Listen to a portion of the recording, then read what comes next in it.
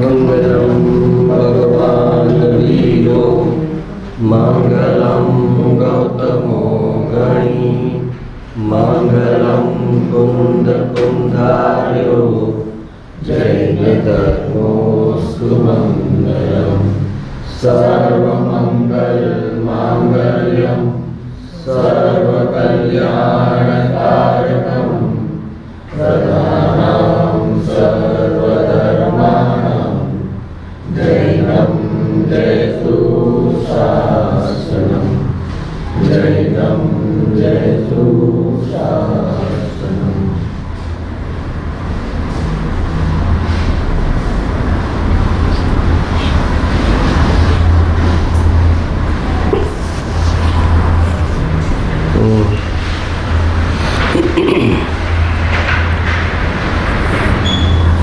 કાલે આપણે લીધેલું કે મંદ કસાય છે એ બે પ્રકારના છે.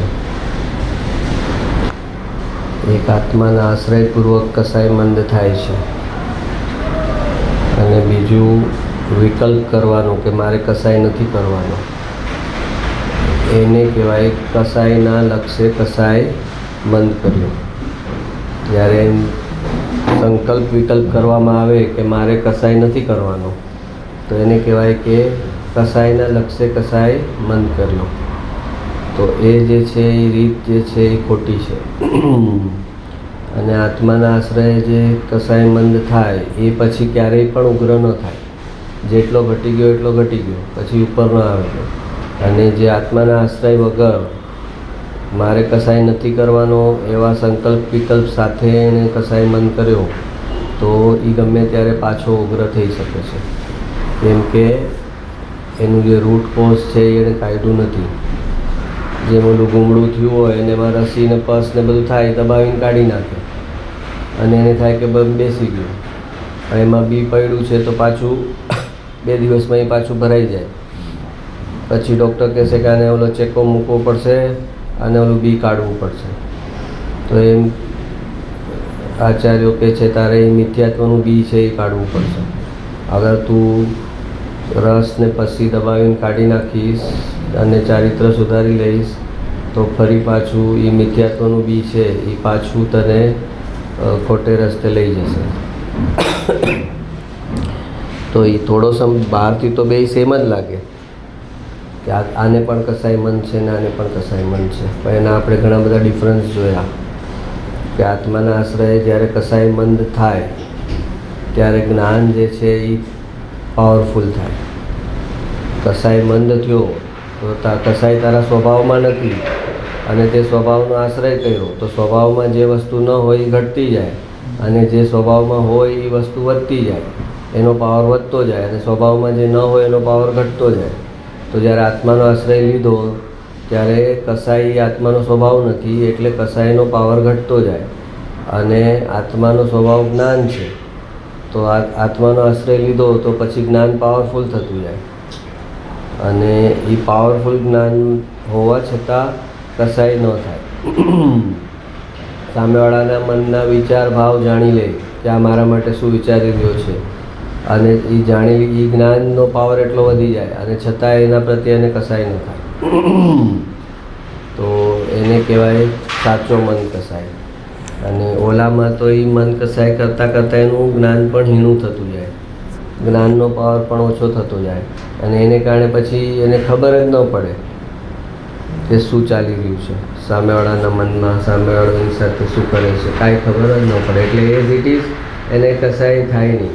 જેમ નાનું બાળક હોય એને સમજાય જ નહીં કે એની સાથે શું રમત કરી તમે,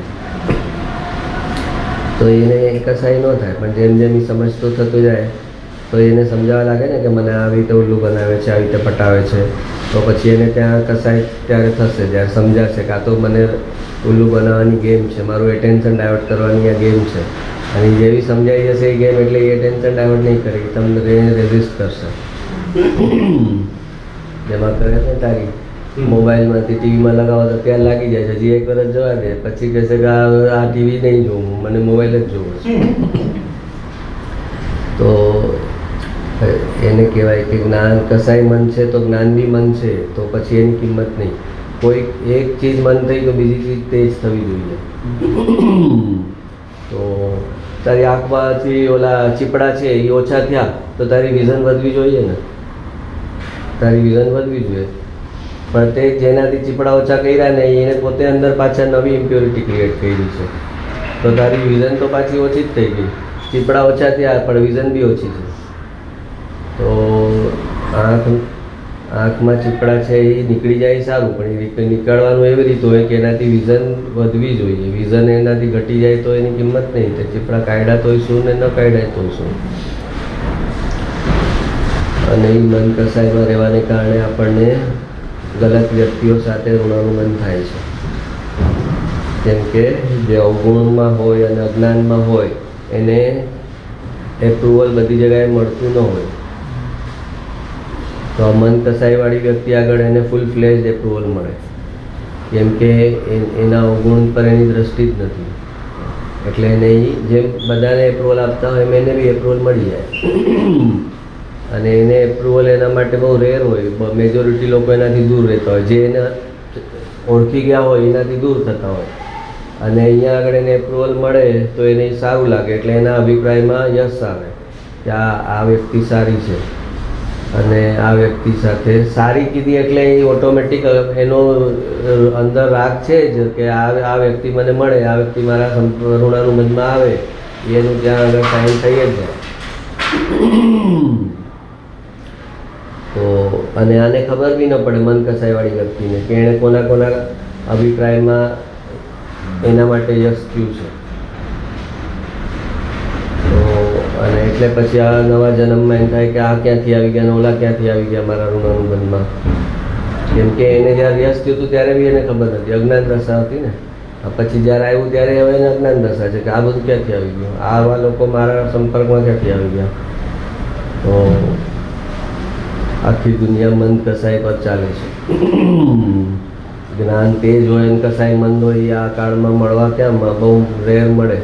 કે જે સાચા જેમ પૈસા કમાવામાં અત્યારે પૂરેપૂરા સાચા રસ્તે કમાનારા આ કાળમાં કેટલા કાંઈક ને કાંઈક તો કરતા જ હોય ગોટાળા. ટેક્સની ચોરી કરતા અને બીજી કરતા હોય, ત્રીજી કરતા હોય. એમ કોણ કહી શકે કે મારા પૈસામાં કાંઈ કોઈ પ્રકારનો ગોટાળો નથી. તો એવી રીતે આ કાળમાં કસાઈ સાચા અર્થમાં મંદ મળવો અને જ્ઞાન તેજ હોવું એ બહુ રેર થાય. કાં તો એટલે કસાઈ મંદ હોય જ નહીં ને જ્ઞાન બી ન હોય ને કસાઈ મંદ ન હોય. અને કાં તો કસાઈ મંદ હોય આ રીતનું કે એણે આપણે કોઈ અવગુણ નહીં જોવાના, આપણી કોઈની નિંદા નહીં કરવાની, આપણે કોઈ વિશે વિચારવાનું નહીં, પરમાં જવાનું નહીં. આ બધી ચીજ એણે કરી છે. પરમાં જવાનું નહીં એટલે પરને મુખ્ય નહીં કરવાનું, અને પરની પર્યાય છે એમ સમજીને એને જાણવાની. અને એની અંદર પણ આવું જ શુદ્ધ દ્રવ્ય છે એમ પણ એ યાદ રાખવાનું. એટલે ઓટોમેટિક એના પ્રત્યેનો દ્વેષ જે છે એ એટલો કંટ્રોલમાં આવી જાય કે આખરે તો આ એની પર્યાય છે, ગમે ત્યારે બદલાશે, તો એને હું પરમાનન્ટ ન કરી પાય. એની બદલે એ પરનું જ્ઞાન કરવાનું છોડી દે તો એ મન કસાઈને કારણે પુણ્ય પણ બહુ બને. અને એ પુણ્ય બને એટલે એને પૈસો, મોટર, બંગલા, ગાડી બધું આવી જાય. પણ જ્યાં આગળ ઋણાનુબંધ હોય ત્યાં એને એટલું બધું ભોગવવાનું આવે બધું હોવા છતાં. મન કસાઈને કારણે એને સુખ સાચા પૈસો ઘણા મળે, પણ એની આજુબાજુ જે લોકો હોય એનાથી જ એને સંતોષ ન થાય, એનાથી જ એને દુઃખ થાય. તો એ ન થાય એના માટે જરૂરી છે કે પોતે પોતાને ઓળખે, અને જેટલો પોતાને ઓળખે એટલો એ બીજાને ઓળખી શકે. પોતાના પરિણામને જેટલો જાણે એટલું એનું જ્ઞાન સૂક્ષ્મ થયું. પોતાના પરિણામને જાણતા જાણતા જ્ઞાન સૂક્ષ્મ થાય, અને સૂક્ષ્મ થઈ ગયું, તમારી ટોર્ચ સૂક્ષ્મ થઈ ગઈ. હવે તમે આમ ફેંકો તો તમારા તરફ, ને અહીં આમ થાય તો બીજા તરફ. ટોર્ચ તો એ જ છે. તો ટોર્ચ પાવરફુલ હોય ને દેખાય બધું એ મહત્ત્વનું છે. પછી આપણે એને કોને ગૌણ કરવું, કોને મુખ્ય કરવું એ આપણા હાથની વાત છે, પણ તને ક્લેરિટી તો હોવી જોઈએ. હવે આ ચક્રવર્તીને 96,000 રાણી હોય તો કે 96,000 રાણીના પરિણામ પર એની દ્રષ્ટિ હોય કે શું ચાલી રહ્યું છે એની અંદર. કેટલાક આવા પોલિટિક્સ જે મેઇન પટરાણી હોય એની અગેન્સ્ટમાં, ચક્રવર્તીની અગેન્સ્ટમાં કાંઈ કેટલા પોલિટિક્સ ચાલતા હોય. તો એ કંઈ બુદ્ધુ બનીને ન જીવે, એને બધું ખબર પડે કે કોણ કયા પાણીમાં છે. તો આપણે મૂળ વ્યક્તિ અને મૂરખ વ્યક્તિ અને બુદ્ધુ વ્યક્તિ મોક્ષે ન જઈ શકે. પૂરેપૂરી એની આંખ ખુલ્લી હોય, જ્ઞાન બધું જ ક્લિયર હોય, અને પછી સિલેક્ટ કરે કે મારે આને ગૌણ કરવું છે, મારે આને ક્ષમા કરવું છે, મારે આને માફ કરવું છે, મારે આને ઇગ્નોર કરવું છે. એ એની સ્વતંત્રતા છે, એ એની નબળાઈ નથી. એ જે ચીજ જવા દે છે એ એની સ્વતંત્રતા છે, એની મરજી છે, અને એ મરજીથી કરે છે, પણ એને કોઈ મજબૂરી નથી.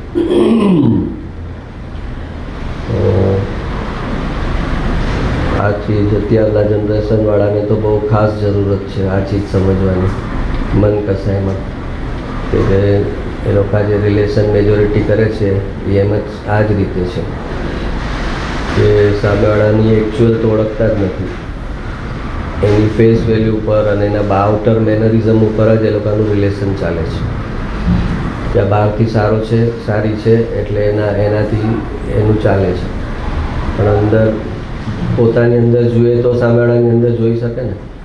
પોતાની અંદર જ જોતો નથી તો એ બહારનું પણ એનું એટલું જોવાનું થશે નહીં. પણ એની અંદર જે ઘૂસી ગયું છે કે પરની નિંદા નહીં કરવાની, પરના અવગુણ નહીં જોવાના, એટલે એને એ જ્ઞાનને એને કારણે ઓફ કરે છે. પારકી પંચાયતમાં નહીં પડવાનું એટલે એ જ્ઞાનને ઓફ કરે છે, અને એ જ્ઞાનને ઓફ કરે છે એટલે પછી આ જ્ઞાન માર્ગ આપવો જ એના માટે અઘરો થઈ જાય છે. જ્યાં પરિણામને જ ઓળખી નથી શકતો ત્યાં પછી અપરિણામી દ્રવ્ય છે એને કેવી રીતે ઓળખશે? તો એના માટે ખાલી બેસે, પોતાના પરિણામમાં જે છળ કપટ ચાલે છે એને પકડે તો પછી સામેવાળાના છળ કપટને પકડે ને. પોતાનું માઇન્ડ કેટલું પોતાની સાથે ચીટિંગ કરે છે. આપણે કીધું ને કે એ પોતે એનું જ્ઞાન જ એટલું હીણું થઈ જાય કે એને કહો તો કે ના ના મારા મનમાં આવું હતું જ નહીં, મારા મનમાં આવું હતું જ નહીં, અને પછી પોતાના એ વાક્યને એ ખોલીને જુએ નહીં કે આ વાક્યને ખોલવું નથી, જેમ છે એમ જ રહેવાથી. જો હું આ શાંત બેસીને આ વાક્યની અંદરમાં જઈશ ને તો પાછું એમાં ગોટાળો નીકળશે કે આ મેં બોલ્યું હતું એમાં મારું ઇનર કન્વિક્શન કાંઈ હતું કે મને ડિફેન્ડ કરવા માટે એમને બોલી દીધેલું. તો ઓલું કીધું ને કે જ્ઞાન જે છે એ જાણે બધું અને સાથે રહેલી વિતરાગતા જાણે કંઈ બન્યું જ નથી એમ રહે, એનું નામ વિતરાગતા. જ્ઞાન જાણે બધું અને સાથે રહેલી વિતરાગતા જાણે કંઈ બન્યું જ નથી એમાં પ્રભાવિત રહે, તો એને કહેવાય કે સાચી વિતરાગતા અને સાચું જ્ઞાન. તો આપણે સાચી રીતે જોવું છે તો ખાલી બેસવું પડે અને પોતાના પરિણામને જોવા પડે. પોતાના પરિણામને જોતા જોતાં પોતાના જ્ઞાનને સૂક્ષ્મ કરવું પડે. ઉપયોગ સ્થૂળ થઈ ગયો છે એને સૂક્ષ્મ કરવો પડે, તો પછી એ સૂક્ષ્મ થયેલા ઉપયોગમાં એને જે અપરિણામી દ્રવ્ય છે એ પકડાય. પણ પરિણામને જોવાને જે તૈયાર ન થાય એ અપરિણામીને કેવી રીતે જોઈ શકે? જેમ કોઈ ઓલા થિયેટરમાં પિક્ચર જોવા બેઠો, હવે સ્ક્રીન ઉપર શું ચાલે છે એ જ એને ખબર નથી. એને કહ્યું કે ગીત આવ્યું ખબર છે તો કે ના, ફાઇટિંગ આવી તો કે ના, કાંઈ ખબર નથી. તો સ્ક્રીન ઉપર શું આવ્યું એ ખબર નથી, તો એ સ્ક્રીન તો ઉપર તો કલર રંગબેરંગી બધા ચિત્રો આવી રહ્યા છે ને એ એને નોંધ નથી થતા. તો પછી એને કહ્યું કે આ જે રંગબેરંગી ચિત્રો આવે છે એની પાછળ વ્હાઇટ સ્ક્રીન છે એ દેખાણી. તો કે શું વાત કરો છો તમે, કઈ દુનિયાની વાત કરો છો? હજી રંગબેરંગી ચિત્રો મને નથી દેખાણા, એની પાછળની વ્હાઇટ સ્ક્રીન મને કેવી રીતે દેખાશે? તો જે એટલા માટે પેલા આચાર્ય કહે છે કે પહેલાં પરિણામને જો એટલે તું થિયેટરમાં બેઠો છે ને તો પિક્ચર તો દેખ પિક્ચર જોવા માટે તો આંખ ખોલ, પહેલાં પિક્ચર તો જો, જે સ્ક્રીન પર શું આવી રહ્યું છે એમાંય આંખ બંધ કરીને બેઠો છે, પિક્ચર એ નથી દેખાતું એને, બેઠો છે થિયેટરમાં. તો એને કહે છે ભાઈ પિક્ચર તો જો, અને પછી પિક્ચર જોવા લાગે તો કે ભાઈ પિક્ચરમાં આગ લાગી, તો કે એ ડરી જાય છે કે આગ લાગી, તો કે ભાઈ આગ લાગી ક્યાં, પણ ઓલો પડદો તો જો વ્હાઇટ છે એમને એમ છે, એમાં ક્યાં આગ લાગી છે? તો એમને એમ છે. તો પણ એને આગ લાગી એ જ નથી દેખાતું હજી, તો એને એનું વેદન એ નથી થતું કે આગ લાગી. તો હવે આગ નથી લાગી કેવી રીતે દેખાય એને?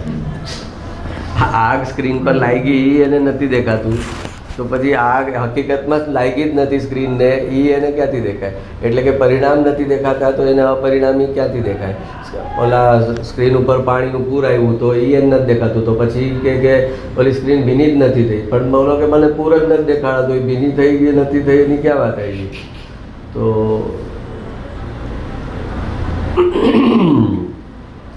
પરિણામને જોવા એ મેઇન સાધના છે. અને આપણે કીધું સત્સંગ એ વ્યવહાર છે અને ખાલી બેસવું એ નિશ્ચય છે. ખાલી બેસે 6 મહિના તો આકરું પડે, પણ બેસી રહે તો પછી બધું ખુલતું જાય. તો પોતાનું આવેલું છે અને પોતે જોઈ નથી શકતો, એટલે હવે એને ખાલી બેસવામાં ડર લાગે છે કે અંદર બધું બહાર નીકળે છે. ઘણા એમ કે મને તો એ ખાલી બેસું છું એટલે જ મને બધા ખોટા વિચાર ચાલુ થાય છે.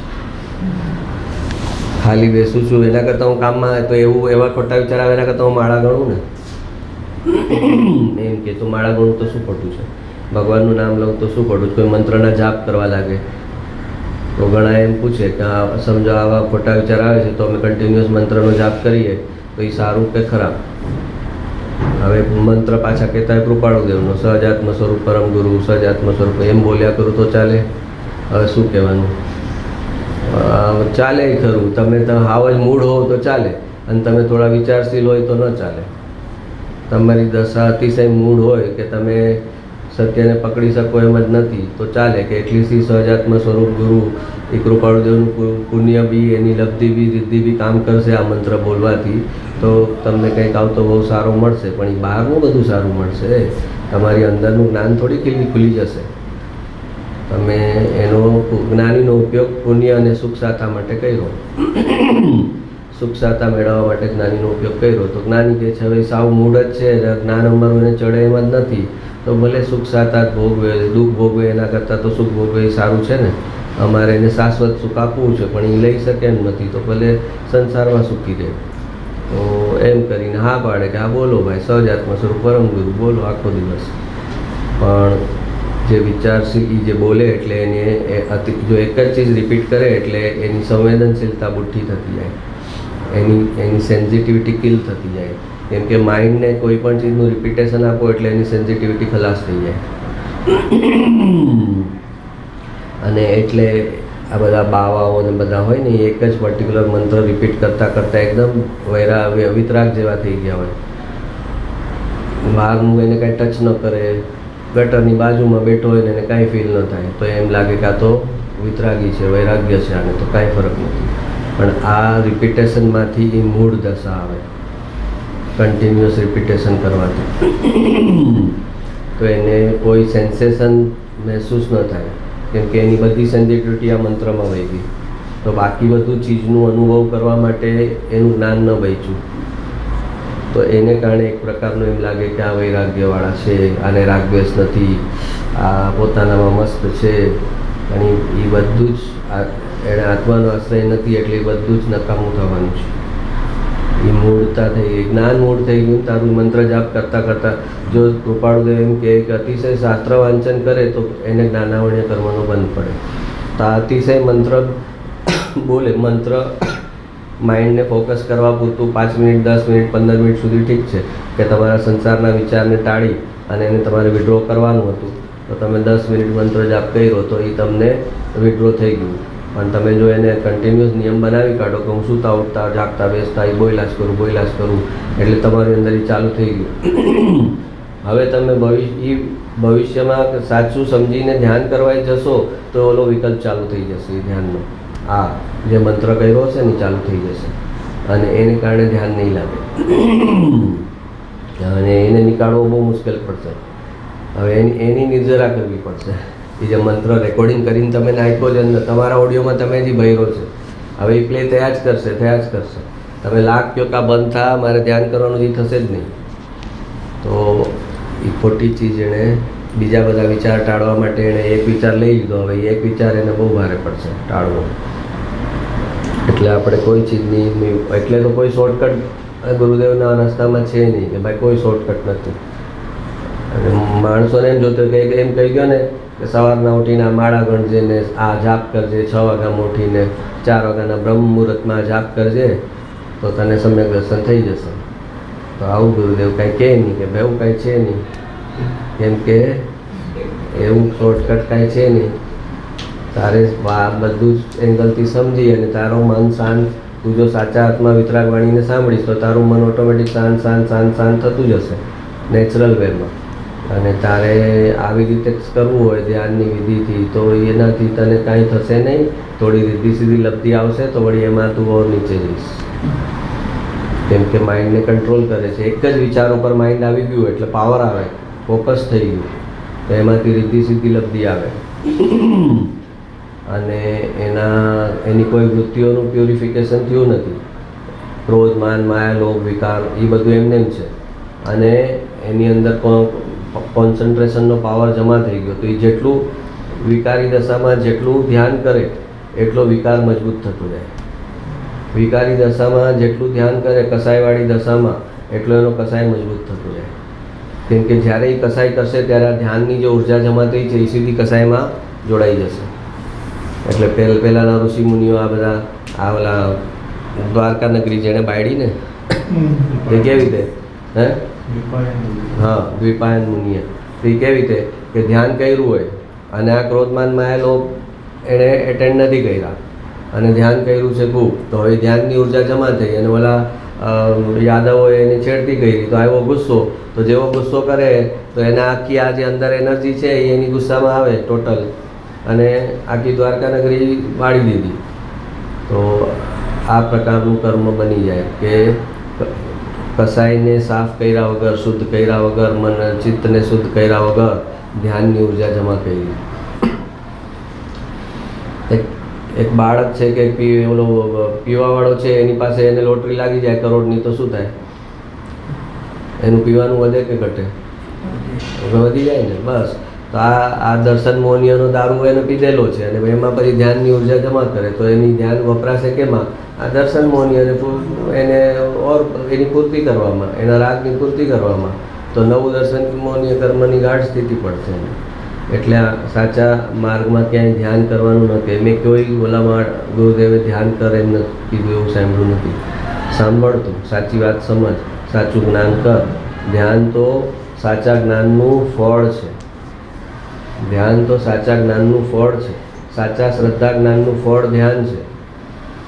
જેમ કોઈ વૃક્ષ ઉપર આપણે કેરી ઓલા વાવવાની કેરીને કંઈ સેલો ટેપથી ચિપકાવવાની હોય ડાળ ઉપર, કે આ ડાળથી પર ચિપકાવો સેલો, એના એ જે આંબો છે એમાં તમે એના મૂળમાં પાણી આપો તો એ વિકસિત થવા લાગશે. પછી ડાળ, ફળ, ફૂલ બધું આવશે, એમ એના પર આવશે કેરી. એને તારે કેરી સામે કાંઈ કરવાનું જ નથી. તારે એ ઝાડને પાણી પાવાનું, વૃક્ષને મૂળમાં પાણી પા, પછી ફળ ફૂલ બધું આવશે. તો એ આવશે.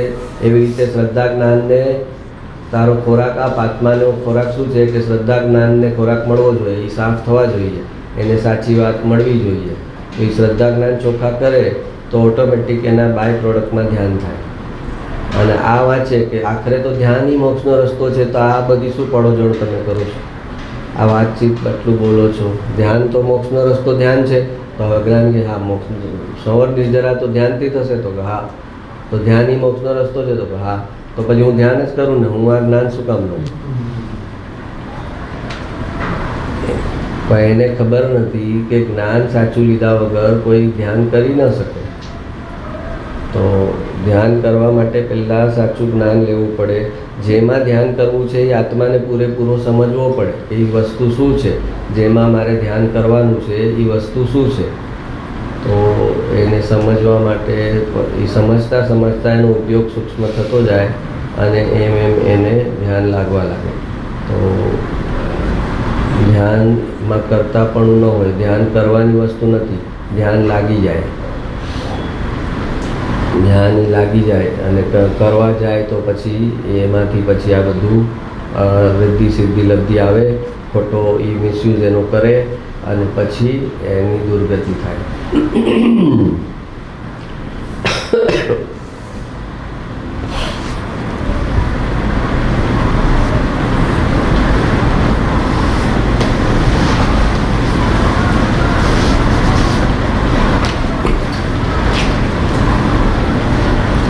વાક્ય છે મોટું લઉં છું.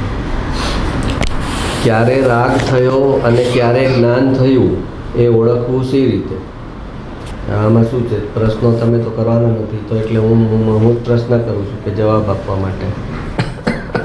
હા, પ્રશ્ન તો કૃપાળુદેવે આત્મસિદ્ધિમાં ઓલા શંકા, શિષ્યની શંકા અને ગુરુનું સમાધાન, બે શિષ્ય બી પોતે બન્યા અને ગુરુ બી પોતે બન્યા. આત્મસિદ્ધિમાં શંકા શિષ્યની બધી ઉપજાવી પોતે, અને પછી એનું સમાધાન પોતે કર્યું. એવી રીતે કે ક્યારે રાગ થયો અને ક્યારે જ્ઞાન થયું એ ઓળખ. પહેલાં તો રાગ એટલે શું, ઘણા વર્ષો પહેલાં એક જોડાય પ્રશ્ન, પણ રાગ એટલે શું એ જ નથી ખબર અમને.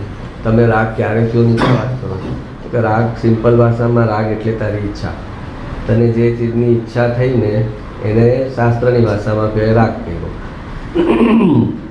તને લોનાવાલા બહુ ગમે છે જવું, તો તને કહે કે લોનાવાલાની ફરી ફરીની ઈચ્છા થાય છે ને જવાની, તો એને કહેવાય લોનાવાલાનો રાગ.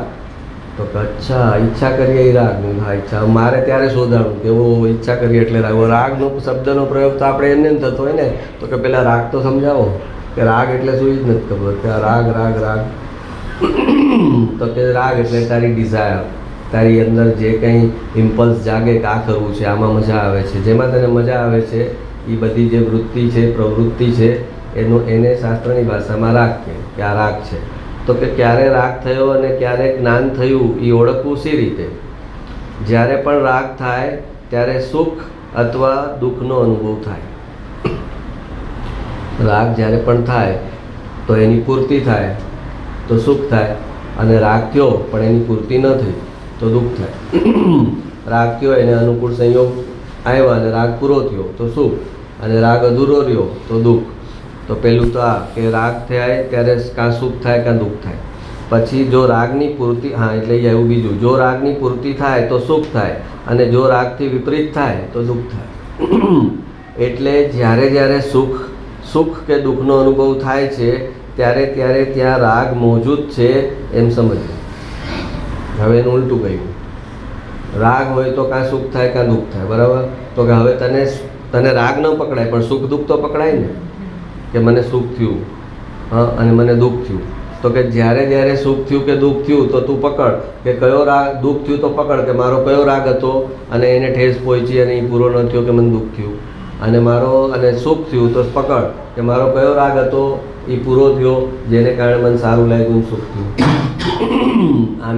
આમ સુખ અને દુઃખ તો તારા અનુભવમાં આવે, રાગ તને અનુભવમાં ન આવે કે રાગ શું થયું, પણ સુખ અને દુઃખની સંવેદના તો તને થાય. તો એમાંથી તું પકડી શકે કે આ સુખ થયું છે. તો હવે જો એ સુખ આત્માનું તો છે નહીં, એટલી તો ખબર હોય આપણને કે આ સુખ કે આત્માનું નથી ને મને સુખ થાય છે અત્યારે, તો એ સુખ થાય છે તો એની પાછળ રાગ મોજૂદ છે, તો જ સુખ થાય છે. એ પૂરો થયો છે, એ રાગ પૂરો થયો છે એટલે સુખ થયું. અને દુઃખ થયું છે તો આત્મામાં તો દુઃખ છે નહીં, તો હવે દુઃખ થયું છે એનો મતલબ એની પાછળ રાગ ઊભો છે, એ રાગ અધૂરો રહ્યો છે એટલે દુઃખ થયું છે. તો આ એની ટેસ્ટ થઈ ગઈ, રાગ અને જ્ઞાનને છૂટા કરવાની. એટલે જ્યારે જ્યારે સુખ કે દુઃખનો અનુભવ થાય છે ત્યારે ત્યારે ત્યાં રાગ મોજૂદ છે એમ સમજવું. જે પણ થાય એ ફક્ત જણાય, પણ એને જાણતી વખતે એમાં સુખ કે દુઃખનો અનુભવ ન થાય અને જાણ્યા પછી સંભાવ જળવાય તો ત્યારે ત્યારે ત્યાં જ્ઞાન મોજૂદ છે એમ સમજવું. હવે રાગનું તો આપ્યું કે રાગ ક્યારે થાય, તો જ્ઞાન ક્યારે થયું કહેવાય? તો કે જે પણ થાય એ ફક્ત જણાય, પણ એને જાણતી વખતે એમાં સુખ કે દુઃખનો અનુભવ ન થાય. હવે હમણાં કોઈ આવ્યું, આપણે સત્સંગે આવ્યા, હા આવીને બેઠા, મને એમાં કંઈ સુખ થયું નહીં, મને એમાં કંઈ દુઃખ થયું નહીં, તો એ મેં જ્ઞાન કહ્યું. પણ એ આવ્યા તો મને થયું આ સારું થયું આવ્યા, નહીં તમારો પ્રવચન આપવાનો મૂડ ન બનત. હા, તો સમજવાનું કે એ રાગ, અને એ ન આવ્યા તો પછી મારો લો ફિલિંગ આવશે, તો એ દુઃખ થયું ને, તો એની પાછળ રાગ છે. અને એલિવેશન થયું, સુખ થયું તો એની પાછળ રાગ છે. અને મેં ફક્ત કોઈ પૂછે કે ભાઈ આ ભાઈ આવ્યા છે સત્સંગમાં, તો હું હા આવ્યા છે, બેઠા છે સામે, ઓકે, તો એ જ્ઞાન થયું છે. એની મારા પર કાંઈ અસર નથી થઈ, મેં ખાલી જાણ્યું છે. તો જે પણ થાય એ ફક્ત જણાય, પણ એને જાણતી વખતે એમાં સુખ કે દુઃખનો અનુભવ ન થાય અને જાણ્યા પછી સંભાવ જળવાય તો ત્યારે ત્યારે ત્યાં જ્ઞાન મોજૂદ છે એમ સમજવું. આવું કેમ થયું? હવે પાછું રાગનું લક્ષણ આપે છે. આવું કેમ થયું એવો પ્રશ્ન કરનાર રાગ છે. જ્યારે પણ તમને પ્રશ્ન થાય આવું કેમ થયું, અરે આવું કેમ થયું, તો કંઈ પ્રશ્ન જ્ઞાન ક્યારેય પ્રશ્ન ન કરે. જ્ઞાન ખાલી જાણે, જ્ઞાન ખાલી જાણે કે આમ થયું, અને એ જાણે છે કે એ સમયની યોગ્યતા હતી એટલે થયું, ક્રમબદ્ધ હતું એટલે થયું. ભગવાનના કેવળ જ્ઞાનમાં આ ચીજ પહેલેથી હતી એટલે એ પ્રમાણે થઈ. અને જે પ્રશ્ન થયો કે આવું કેમ થયું, તો આવું કેમ થયું એવો પ્રશ્ન કરનાર રાગ છે. જ્ઞાન જ્ઞેયને જ્ઞેય રૂપે જાણે છે, જ્યારે રાગ જ્ઞેયને અનુકૂળ જ્ઞેય અને પ્રતિકૂળ જ્ઞેય એમ બે વિભાગમાં વહેંચણી કરે છે. જ્ઞાન જ્ઞેયને જ્ઞેય રૂપે જાણે છે. એ કીધું ને કે આ ભાઈ આવ્યા તો કે આવ્યા. અને રાગ શું કરે છે? એ અનુકૂળમાં કે પ્રતિકૂળમાં ડિવાઈડ કરે છે કે આવ્યા તો સારું, અથવા તો ન આવ્યા તો સારું. ન આવ્યા તો સારું એટલે મતલબ એનો દ્વેષ છે, અને આવ્યા તો સારું તો એનો મતલબ રાગ છે. અને જ્ઞાન કહે છે કે આવ્યા એમ અમે જાણ્યું, આવ્યા એમ અમે જાણ્યું. એનાથી એમના આવવાથી અમારા પ્રવચન પર કાંઈ પણ અસર નથી પડવાની, કે સારું નથી થવાનું, અને એના ન આવવાથી અમારું પ્રવચન ખરાબ નથી થવાનું, તો એને કહેવાય કે જ્ઞાન. જ્ઞેયની કોઈ અસર પોતા પર પણ ન પડે તો કહેવાય જ્ઞાન, અને જ્ઞેયની અસર પોતા પર પડે તો કા રાગ હોય કા દ્વેષ હોય. તો જ્ઞાન જ્ઞેયને જ્ઞેય રૂપે જાણે છે, જ્યારે રાગ જ્ઞેયને અનુકૂળ જ્ઞેય અને પ્રતિકૂળ જ્ઞેય એમ બે વિભાગમાં વહેંચણી કરે છે. તો ભગવાન કહે છે અનુકૂળ અને પ્રતિકૂળ જેવી કોઈ વસ્તુ નથી. ભગવાન સિદ્ધ ભગવાનને કાંઈ છે કે આ ધોધમાર વરસાદ આવ્યો તો મને પ્રતિકૂળ છે, કે આ બહુ તડકો છે આ ઉનાળાનો તો મને પ્રતિકૂળ છે. એમને બધું જ જ્ઞાનનો વિષય છે, કેમ કે શરીર જ નથી, મન નથી, અને આત્માને કાંઈ ટચ નથી થતું. તો શરીર દશામાં એને કાંઈ અનુકૂળ નથી, પ્રતિકૂળ નથી. તો એમ જ આત્માને પણ અંદર એની જે દશા છે એમાં કંઈ અનુકૂળ નથી, પ્રતિકૂળ નથી. જ્ઞાન કરવાનું છે, એને ખાલી જ્ઞાન કરે છે. કાદવનું પણ જ્ઞાન કરે છે, કમળનું પણ જ્ઞાન કરે છે.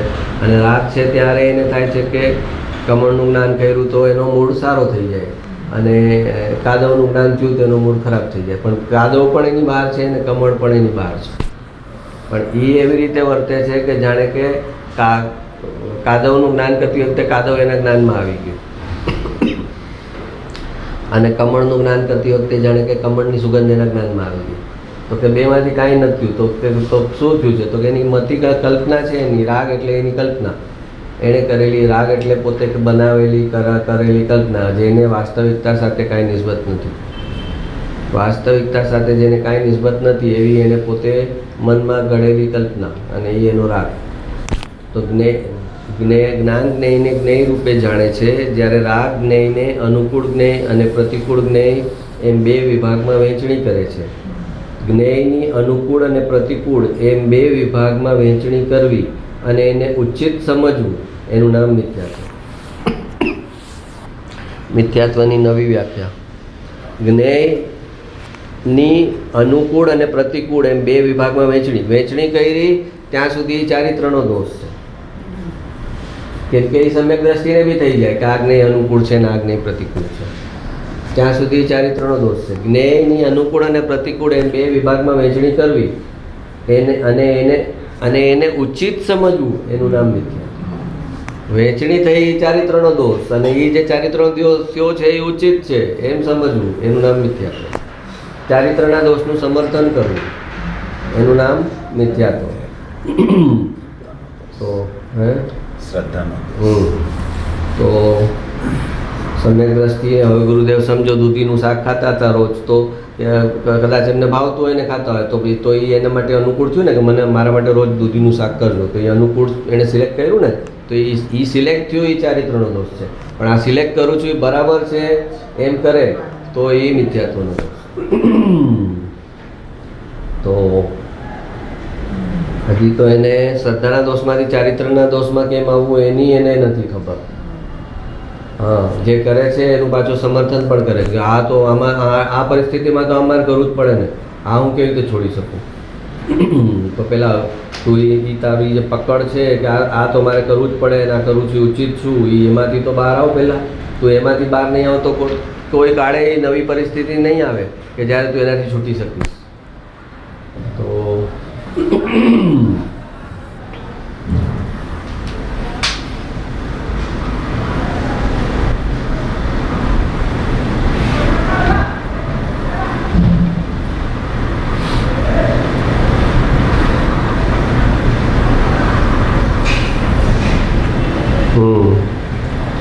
તો પોતે સમર્થન કરે તો એ ખોટું કહેવાય. કરવું પડે એનો અફસોસ હોવો જોઈએ. જે ચીજ ખોટી કરતા હોય એનો અફસોસ હોવો જોઈએ, એની પીડા હોવી જોઈએ, એનાથી છૂટવાનો ભાવ હોવો જોઈએ. તો પછી કોઈ તમને છોડાવનાર મળે, પરિસ્થિતિ છોડાવનારી સર્જાય. પણ છૂટવાનો ભાવ જ નથી તો પછી છૂટવાનું ક્યારે થાય?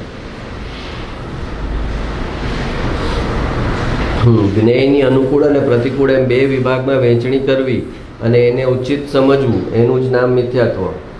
જ્ઞાન એમ જાણે છે કે કોઈ જ્ઞેયથી મારામાં વધારો નથી થતો અને કોઈ જ્ઞેયથી મારામાં ઘટાડો નથી થતો, એટલે જ્ઞાન કોઈ જ્ઞેયને અનુકૂળ કે પ્રતિકૂળ ગણતું નથી. જ્ઞાન માટે કોઈ જ્ઞેય અનુકૂળ નથી, પ્રતિકૂળ નથી. કેમ કે છે એ જાણે છે કે કોઈ પણ જ્ઞેયથી મારામાં કંઈ વધારો નથી થતો અને મારામાં કંઈ ઘટાડો નથી થતો. મારું જ્ઞાન તો જેમ છે એમ જ કામ કરે છે. કાદવને જોઉં તોય મારું જ્ઞાન કામ કરે છે, કમળને જોઉં તોય કામ કરે છે. એમાં મારા જ્ઞાનની પર એની કાંઈ અસર નથી આવતી, જ્ઞેયની અસર મારા પર નથી આવતી.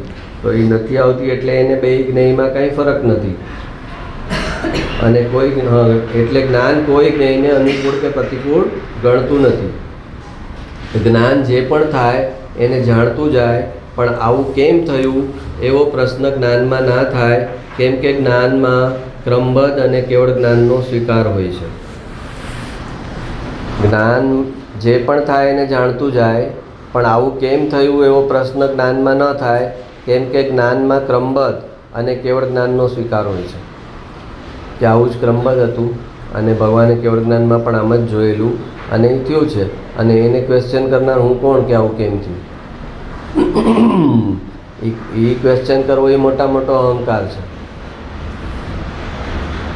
અને એ ક્વેશ્ચન થઈ જાય એ ચારિત્રનો દોષ છે. અને એ થઈ જાય છે બરાબર છે એમ સમજવું એ શ્રદ્ધાનો દોષ છે. તો મેં કીધું ને, ભગવાન કહે છે શ્રદ્ધાના ચારિત્રનો દોષ છે એને બચી શકાશે, એ મોક્ષે જશે. પણ ચારિત્રના દોષનું સમર્થન કરે છે એટલે એ શ્રદ્ધાનો દોષ છે ને, તો શ્રદ્ધાનો દોષવાળો નહીં બચે.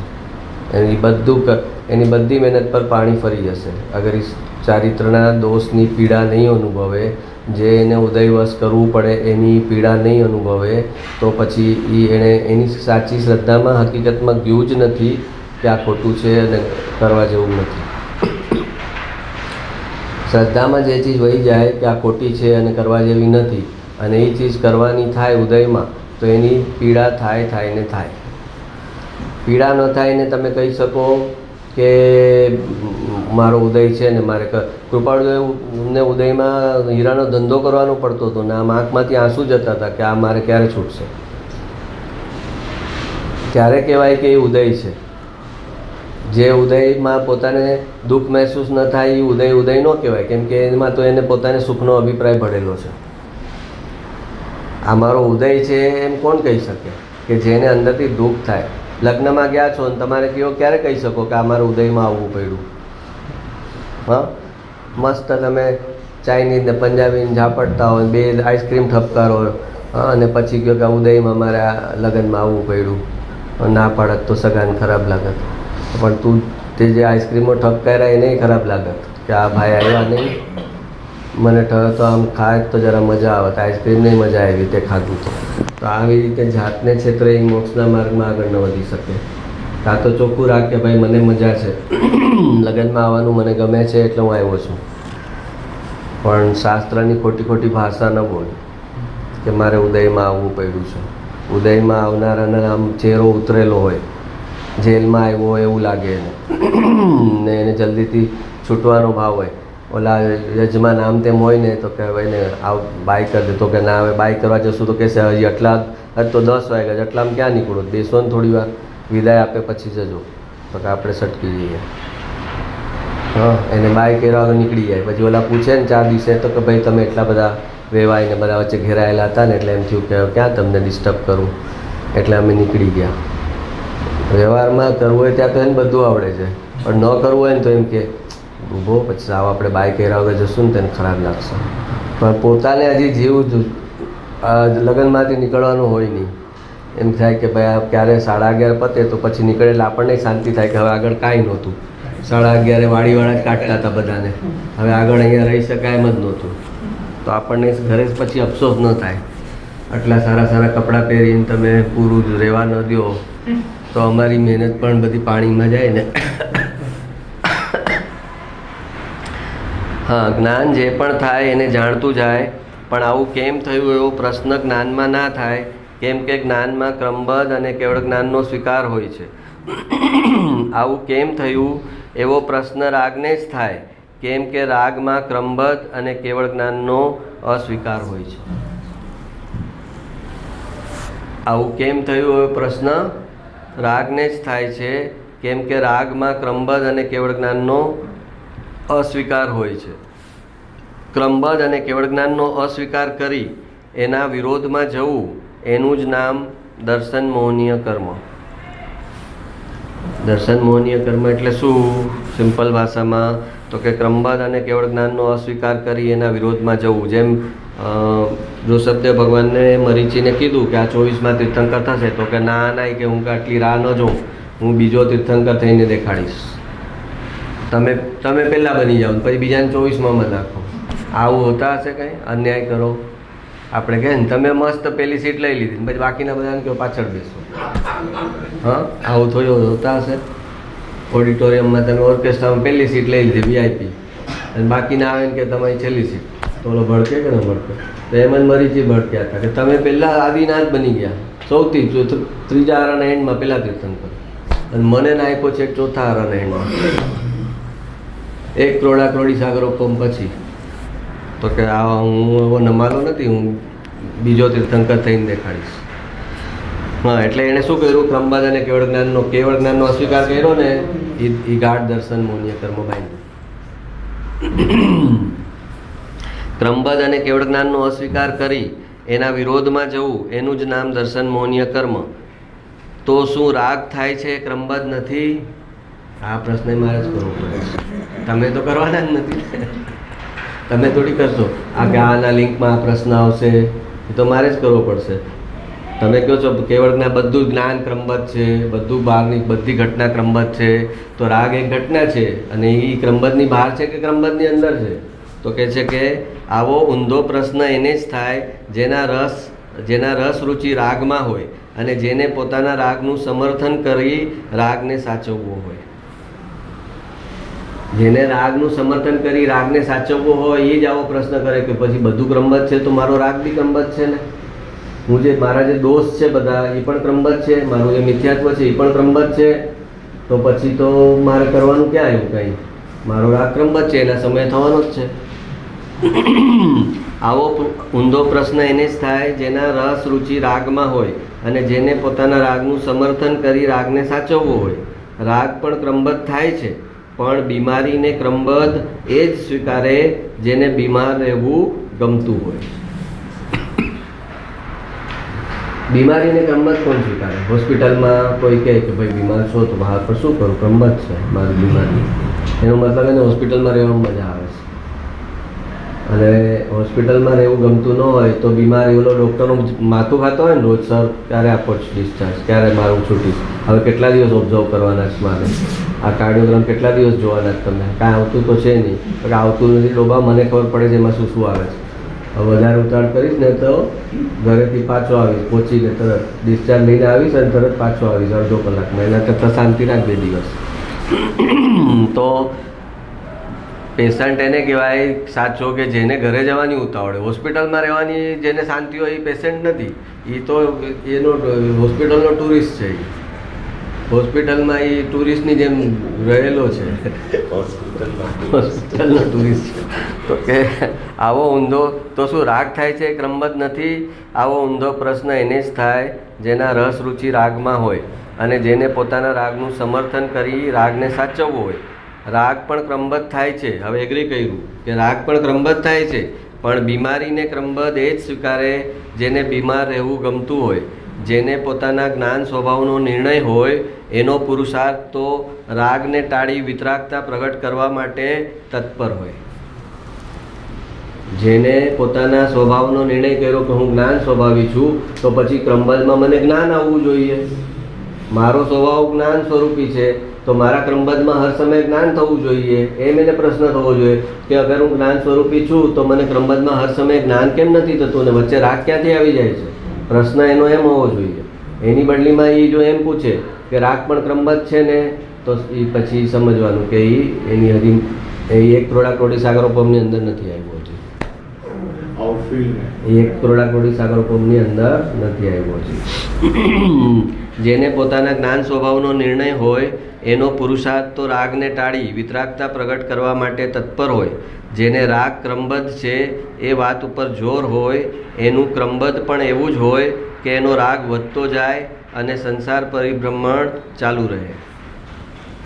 જેને એ પ્રશ્ન આવે કે રાગ પણ તો ક્રમબદ્ધ છે ને, તો એ જેને આવે એનું ક્રમબદ્ધ પણ એવું જ હોય કે એનો રાગ વધતો જાય અને સંસાર પરિભ્રમણ ચાલુ રહે.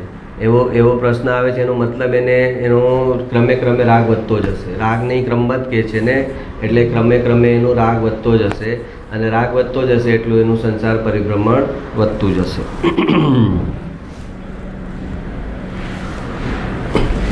જે જ્ઞાન સ્વભાવનો નિર્ણય કરે એને પોતાના જ્ઞાનનો નિર્મળ ક્રમ ચાલુ થાય છે. જો જ્ઞાન સ્વભાવનો નિર્ણય કરે કે હું તો જ્ઞાન સ્વરૂપી છું અને ત્યાં એની દ્રષ્ટિ સ્થાપિત કરે, તો પછી એને પર્યાયમાં જ્ઞાનનો ક્રમ ચાલુ થાય કે હર સમયે જ્ઞાન કરશે, હર સમયે જ્ઞાન કરશે. સમ્યક દ્રષ્ટિને જ્ઞાનનો ક્રમ ચાલુ થયો તો પછી એને જે બી વિચાર આવે, જે બી ભાવ આવે, જે બી વિકાર આવે, બધું જ ચીજ એના જ્ઞાનનું જ્ઞેય બને છે. ત્યાં હું નથી, અમારા જ્ઞાનનું જ્ઞેય છે ખાલી. અને એ પણ વ્યવહારથી મને વિકાર જે થાય છે પર્યાયમાં, એ મારા જ્ઞાનનું જ્ઞેય છે. અને હું તો અપરિણામી છું, કોઈ પણ પરિણામમાં મારું અહમપણું નથી. જે જ્ઞાન સ્વભાવનો નિર્ણય કરે એને પોતાના જ્ઞાનનો નિર્મળ ક્રમ ચાલુ થાય છે. હું તો જ્ઞાન સ્વરૂપી છું, તો મારા ક્રમબદ્ધમાં જ્ઞાનને છોડી રાગ કરવાનું કેમ હોય? એવું જેનું જોર જ્ઞાન તરફ હોય છે એનું જ્ઞાન ક્રમે ક્રમે ખીલી કેવળ જ્ઞાન રૂપે પરિણમી જાય છે. હું તો જ્ઞાન સ્વરૂપી છું, તો મારા ક્રમબદ્ધમાં જ્ઞાનને છોડી રાગ કરવાનું કેમ હોય? એવું જેનું જોર જ્ઞાન તરફ હોય છે એનું જ્ઞાન ક્રમે ક્રમે ખીલી કેવળ જ્ઞાન રૂપે પરિણમી જાય છે. 12મા ગુણસ્થાન પર વિતરાગતા પ્રગટે છે, પછી 13મા ગુણસ્થાન પર કેવળ જ્ઞાન પ્રગટે છે. એટલે કેવળ જ્ઞાન પ્રગટે એ પહેલાં વિતરાગ થવું અનિવાર્ય છે. 12મા ગુણસ્થાનમાં વિતરાગ આપણે કાલે લીધેલું શ્રેણી, ઉપશમ શ્રેણી ને ક્ષપક શ્રેણી. ઉપશમ શ્રેણીમાં એ ચારિત્ર મોહની અને ઉપશમાવતો જાય એટલે દબાવતો જાય. સત્તામાં હોય, ઉદયમાં ન આવે. અને એ ઉપશમ આવેલું છે એટલે એનો નાશ તો થયો નથી. તમે ઘરમાં ઝાડુ કાઢ્યું પણ કચરો વાળીને ખૂણામાં મૂક્યો છે, ઘરની બહાર ફેંકો નથી, એને કહેવાય ઉપશમ. તો આમ તમારું આખું ઘર સાફ લાગે કે ઝાડુ કાઢ્યું ને તો આ જો ચોખ્ખું તો છે, તો ખૂણામાં કચરો પડ્યો છે. અને હવે કોઈ પંખો ચાલુ કર્યો તો એ જે કચરો બહાર તો ફેંકો નહોતો, હતો તો ઘરમાં જ, તો એ જે કચરો છે એ ઉડીને પાછો આવી જશે ઉદયમાં.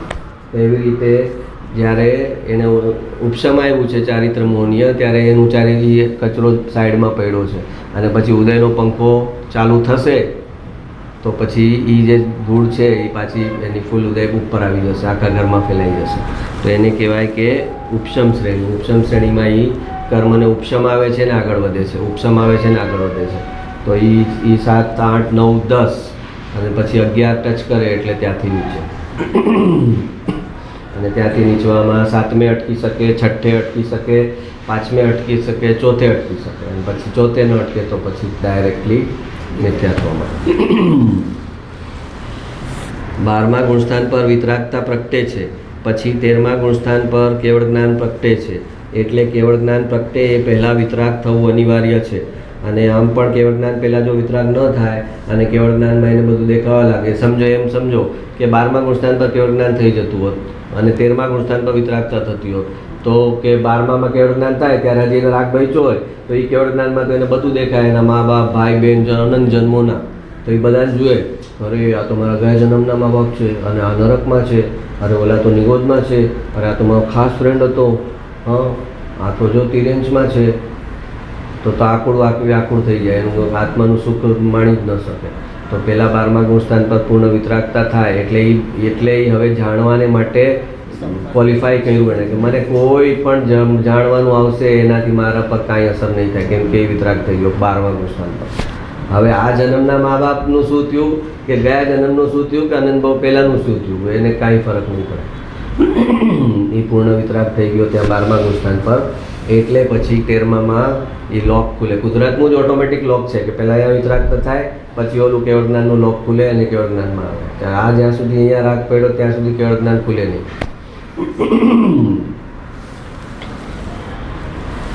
રાગ ને ક્રમબદ્ધ કહેશે એ ક્યારેય વિતરાગ થશે નહીં, અને વિતરાગ થયા વગર કેવળ જ્ઞાન પણ પ્રગટશે નહીં. હું તો વિતરાગ સ્વરૂપી છું, એટલે મારા ક્રમબદ્ધમાં રાગને ટાળી વિતરાગ થવાનું જ હોય. એમ જેનું વીર્ય વિતરાગતાનો પુરુષાર્થ કરશે એ વિતરાગતા અને કેવળ જ્ઞાન પ્રગટાવી મોક્ષે જશે. હું તો વિતરાગ સ્વરૂપી છું, એટલે મારા ક્રમબદ્ધમાં રાગને ટાળી વિતરાગ થવાનું જ હોય. એમ જેનું વીર્ય વિતરાગતાનો પુરુષાર્થ કરશે એ વિતરાગતાને કેવળ જ્ઞાન પ્રગટાવી મોક્ષે જશે.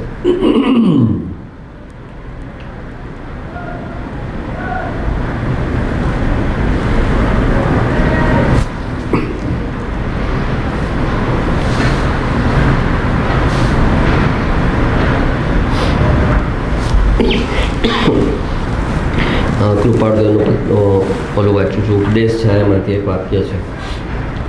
પરમાર્થની વાત એકની એક 100 વખત પૂછો તો પણ જ્ઞાનીને કંટાળો આવે નહીં, પણ અનુકંપા રહે કે આ બિચારા જીવને આ વાત વિચારે કરી આત્મામાં સ્થિર થઈ જાય તો સારું. કઈ વાત? પરમાર્થની વાત. પરમાર્થની વાત એટલે આત્માનું કલ્યાણ થાય એવો પ્રશ્ન. પોતે જ્યાં છે ત્યાંથી, પોતે જે ભૂમિકામાં છે ત્યાંથી પ્રશ્ન પૂછે અને એ એને સમજાતો ન હોય તો પછી એને ફરી ફરી સમજાવવામાં પણ જ્ઞાનીને કંટાળો ન આવે. પણ અપ્રયોજનભૂત પ્રશ્ન પૂછે તો પહેલી વાર આન્સર આપવામાં કંટાળો આવે. આ શું કહે છે? પરમાર્થની વાત એકની એક 100 વખત પૂછો, એમ કહે છે ઇનડાયરેક્ટલી કે મને સાચી તમે આત્મકલ્યાણ કરવાની ભાવના સહિત, સાચી તત્વની જિજ્ઞાસા સહિત, છૂટવાની ભાવના સહિત મને એકની એક વાત 100 વાર પૂછો, મને કંટાળો નહીં આવે. તમને જવાબ મને અનુકંપા રહેશે, ઘરે આ વાત એને બેસી જશે તો એ મોક્ષના માર્ગમાં એક આમ જમ્પ મારીને એક સ્ટેપ આગળ આવશે. એમ મને અંદર અનુકંપા રહેશે. પણ પરમાર્થની વાત એકની એક 100 વખત પૂછો તો પણ જ્ઞાનીને કંટાળો આવે નહીં, પણ અનુકંપા રહે કે આ બિચારા જીવને આ વાત વિચારે કરી આત્મામાં સ્થિર થાય તો સારું. અને એનું ઉલટું સમજી લેવાનું. અહીંયા કૃપાળુદેવ તો બહુ છે ને, એક બોલે એમાંથી બીજી 4 ચીજ સમજવાની હોય. હવે એનો મતલબ એમ છે કે જે પરમાર્થની વાત નથી એ તું પૂછીશ ને તો મને કંટાળો આવશે. આ ઇનડાયરેક્ટલી એમ કહે છે.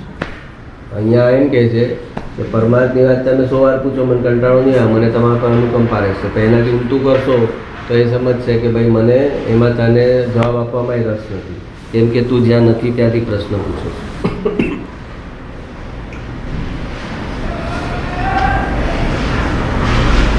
પોતાની શિથિલતા હોય તેને બદલે ઉદયનો દોષ કાઢે છે, એમ અજ્ઞાનીની વર્તના છે. આપણે હમણાં કીધું ને ઉદય, કે પોતાની શિથિલતા હોય, પોતે પુરુષાર્થમાં લાપરવાહી કરતો હોય એને કહેવાય પોતાની શિથિલતા. પોતાની શિથિલતા હોય તેને બદલે ઉદયનો દોષ કાઢે છે, એમ અજ્ઞાનીની વર્તના છે. અજ્ઞાની શું કરે છે? પોતાનો પ્રમાદ છે, પોતાની લાપરવાહી છે અને એ છેલ્લે નાખી દે છે ઉદય ઉપર. પોતે એક્ઝામમાં ટાઈમ પર પહોંચતો નથી, પોતે પોતાનું લઈ જવાની પેન ને બધું લઈને જ જતો, અને પછી ઉદય કહે છે કરે જો ને મારે આજે આ ભૂલાઈ ગઈ ને પેન, એમાં મારું પેપર લખવાનું રહી ગયું, મને પછી જે બીજી પેન મળી ને બરાબર નથી તો મને ફાવી નહીં. પણ તું તારો એક્ઝામ પહેલાં તારું બોક્સ ને દફતર ને બધું ગોઠવતો નથી, એ તારી લાપરવાહી નહીં. ના તો કે ઉદયમાં આવું મારે અનલક ઉદયમાં આવી ગયું, મારે કમનસીબીથી આવું થઈ ગયું છે. એમ પોતાને પુરુષાર્થની નબળાઈ નથી લેતો અને ઉદયનો દોષ કાઢે છે.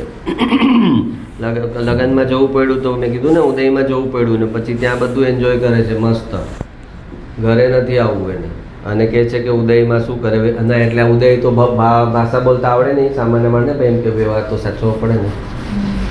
પછી વહેલા નીકળીએ ને તો એને દુઃખ થાય ને આપણને. આટલું સરસ ઘરે આવીને કંકોત્રી આપી ગયા હતા, તો આપણે વહેલા નીકળી જઈએ તો દુઃખ થાય. એટલે વ્યવહાર સાચવવા માટે અમે સ્ટાર્ટથી એન્ડ સુધી રહ્યા. ઓલાને વળાવ્યા, ગાડીમાં બેસાડ્યા, પછી અમને શાંતિ રહી. હવે કાંઈ નથી, આ હોલ બધા જ ખાલી કરે છે. અહીંયા રહેવાની જગ્યા જ નથી. હોલવાળું બધા લાઇટ બાઇટ બધું બંધ કરે છે. નીકળો હવે, ભાડું તમારું એટલા અત્યાર સુધી હતું, 11 વાગ્યા સુધીનું હતું ભાડું.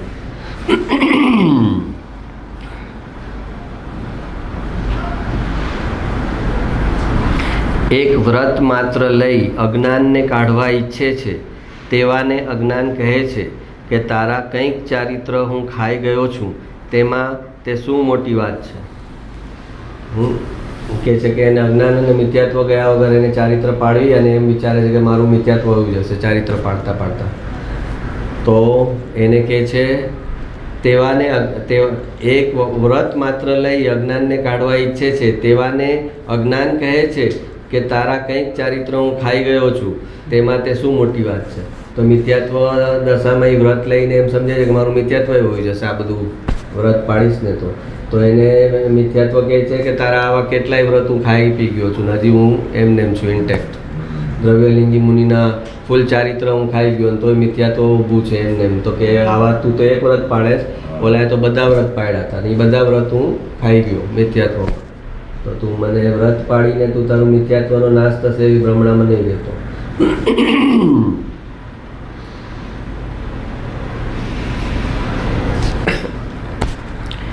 જેમ ભગવાન ઉપદેશ છાયા કૃપાળુદેવ, જેમ ભગવાન વર્તમાન હોત અને તમને બતાવત તો માનત નહીં, તેમ વર્તમાનમાં જ્ઞાની હોય તો મનાય નહીં. સ્વધામ પહોંચ્યા પછી કહે કે એવા જ્ઞાની થયા નથી. પછવાડેથી જીવો તેની પ્રતિમાને પૂજે પણ વર્તમાનમાં પ્રતીત ન કરે. જીવને જ્ઞાનીનું ઓળખાણ પ્રત્યક્ષમાં વર્તમાનમાં થતું નથી. Full and final statement. જાય પછી કે છે અરે કેવા કૃપાળુદેવ કરુણાવંત હતા, કેવી એની કરુણા. પણ એ સમયના લોકોને પૂછો કે એનો ઉપયોગ કેટલો કર્યો. એક એક વાત એને કેવું પડતું. એટલે એક ભાઈને કે અમે સાથે છીએ ત્યારે આટલો પ્રમાદ કરો છો, પછી 500 ગાઉ ફરશો તોય તમને જ્ઞાનીનો ભેટો નહીં થાય. આજે અમે તમે સાથે છીએ અને તમે પ્રમાદ કરો છો અને અમે કહીએ છીએ રસ્તે ચાલતા નથી, અને પછી કાલે અમે જશું પછી 500 ગાઉ ફરશો તો પણ તમને જ્ઞાનીનો ભેટો નહીં થાય, અને અત્યારે તમે વેસ્ટ કરો છો. જેમ ભગવાન વર્તમાનમાં હોત અને તમને બતાવત તો માનત નહીં, તેમ વર્તમાનમાં જ્ઞાની હોય તો મનાય નહીં. સ્વધામ પહોંચ્યા પછી, એટલે જ્ઞાની સ્વધામ જાય ને પછી, સ્વધામ પહોંચ્યા પછી કહે કે એવા જ્ઞાની તો થયા નથી. પછવાડેથી જીવો તેની પ્રતિમાને પૂજે પણ વર્તમાનમાં પ્રતીત ન કરે. જીવને જ્ઞાનીનું ઓળખાણ પ્રત્યક્ષમાં વર્તમાનમાં થતું નથી. વર્તમાનમાં થાય તો પછી એને બહુ ભ્રમણ જ ન રહે. અને અમને થઈ ગયું છે એ બી સર્ટિફિકેટ પોતે પોતાને આપી દે છે.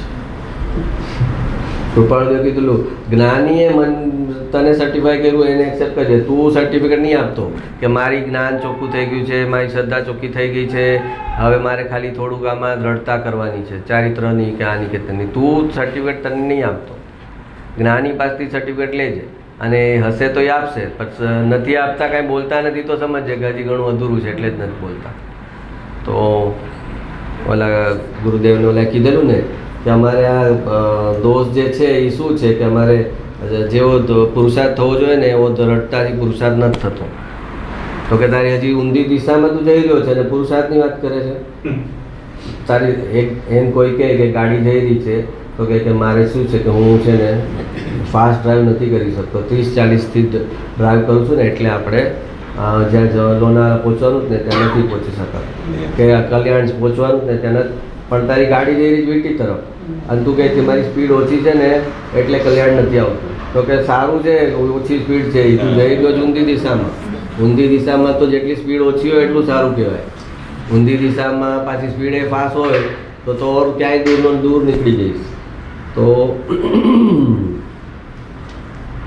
તો ક્યાં એને ખબર નથી કે પોતે ક્યાં આગળ કયું મિથ્યાત્વ કરી નાખે છે. હવે મારું આટલું તો થઈ ગયું છે.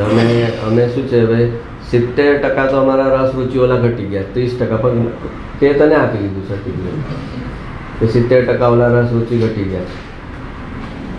તે તમે લૌકિકમાં કોઈ પણ એક્ઝામ કે કોઈ પણ કોર્સ કરો તો તમે સરને કહો છો કે સર તમારી ટેસ્ટ લઈને રિઝલ્ટ આપે છે. આ આધ્યાત્મિક એક જ માર્ગ એવો છે કે જેમાં સૌ પોતપોતાને સર્ટિફાઈ કરી શકે. કોઈ ક્વેશ્ચન ન આપી શકાય, પોતપોતાને સર્ટિફાઈ કરી શકાય. જેની પાસે ભણે એની પાસેથી એની સાઇન ન લાગે સર્ટિફિકેટમાં. હવે તો મારે આટલું તો થઈ ગયું છે, હવે તો મને આટલું તો સમજાઈ ગયું છે. હવે તો હું મારા રસ્તે એકલો જઈ શકું. પોતે પોતાને સર્ટિફિકેટ આપી દીધું.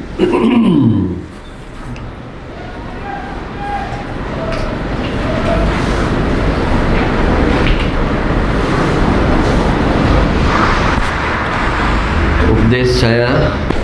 જ્ઞાનને આવરણ કરનારું નિકાચિત કર્મ ન બાંધ્યું હોય તેને જ સત્પુરુષનો બોધ લાગે છે. બોલો, જ્ઞાનને આવરણ કરનારું નિકાચિત કર્મ હોય. નિકાચિત કર્મ એટલે જે ભોગવવું જ પડે, જેની નિર્જરા શક્ય ન થઈ શકે, એટલે આ જ્ઞાનને આવરણ કરનારું નિકાચિત કર્મ છે. એટલે એને સત્પુરુષનો લાખ બોધ આપે એને લાગે નહીં. તો કે તેને સાંભળવા કેમ મળ્યો? તો કે એનું અજ્ઞાન દશાનું પુણ્ય છે. અજ્ઞાન દશાનું આગલું પુણ્ય છે. એને કારણે જ્ઞાનીનો ભેટો થઈ જાય અને એ પણ એને નિકાચિત કર્મ છે એટલે એને સત્પુરુષનો બોધ નહીં લાગે. એને કૃપાળદેવે એક દ્રષ્ટાંત આપ્યું હતું કે એણે એક વ્યક્તિએ ગોદડા ઓઢ્યા હોય ઘણા બધા, 5-10 ગોદડા ઓઢીને સૂતો હોય અને પછી એને જગાડવા માટે કોઈ લાકડી મારે તો એને લાગે, ગોદડા પર લાકડી લાગે પણ એને લાગે ન લાગે. એમ કે એણે એટલા બધા ગોદડા ઓઢેલા છે કે એને સત્પુરુષના ઉપદેશની જે લાકડી છે એ લાગતી નથી. એને ઊંડા વિચારો, ભાવોના, જાડી બુદ્ધિના, સ્થૂળ ઉપયોગના એટલા બધા ગોદડા ઓઢેલા છે. એની સંવેદનશીલતા જરાય એટલી સેન્સિટિવલી નથી, બારીક નથી, સૂક્ષ્મ નથી. તો એને એ ગોદડા ઓઢેલા છે એને કારણે એને સત્પુરુષનો જે બોધ છે એની લાકડી લાગતી નથી. જ્ઞાનને આવરણ કરનારું નિકાચિત કર્મ ન બાંધ્યું હોય તેને જ સત્પુરુષનો બોધ લાગે છે. જીવે અજ્ઞાન ગ્રહ્યું છે તેથી ઉપદેશ પરિણમે નહીં.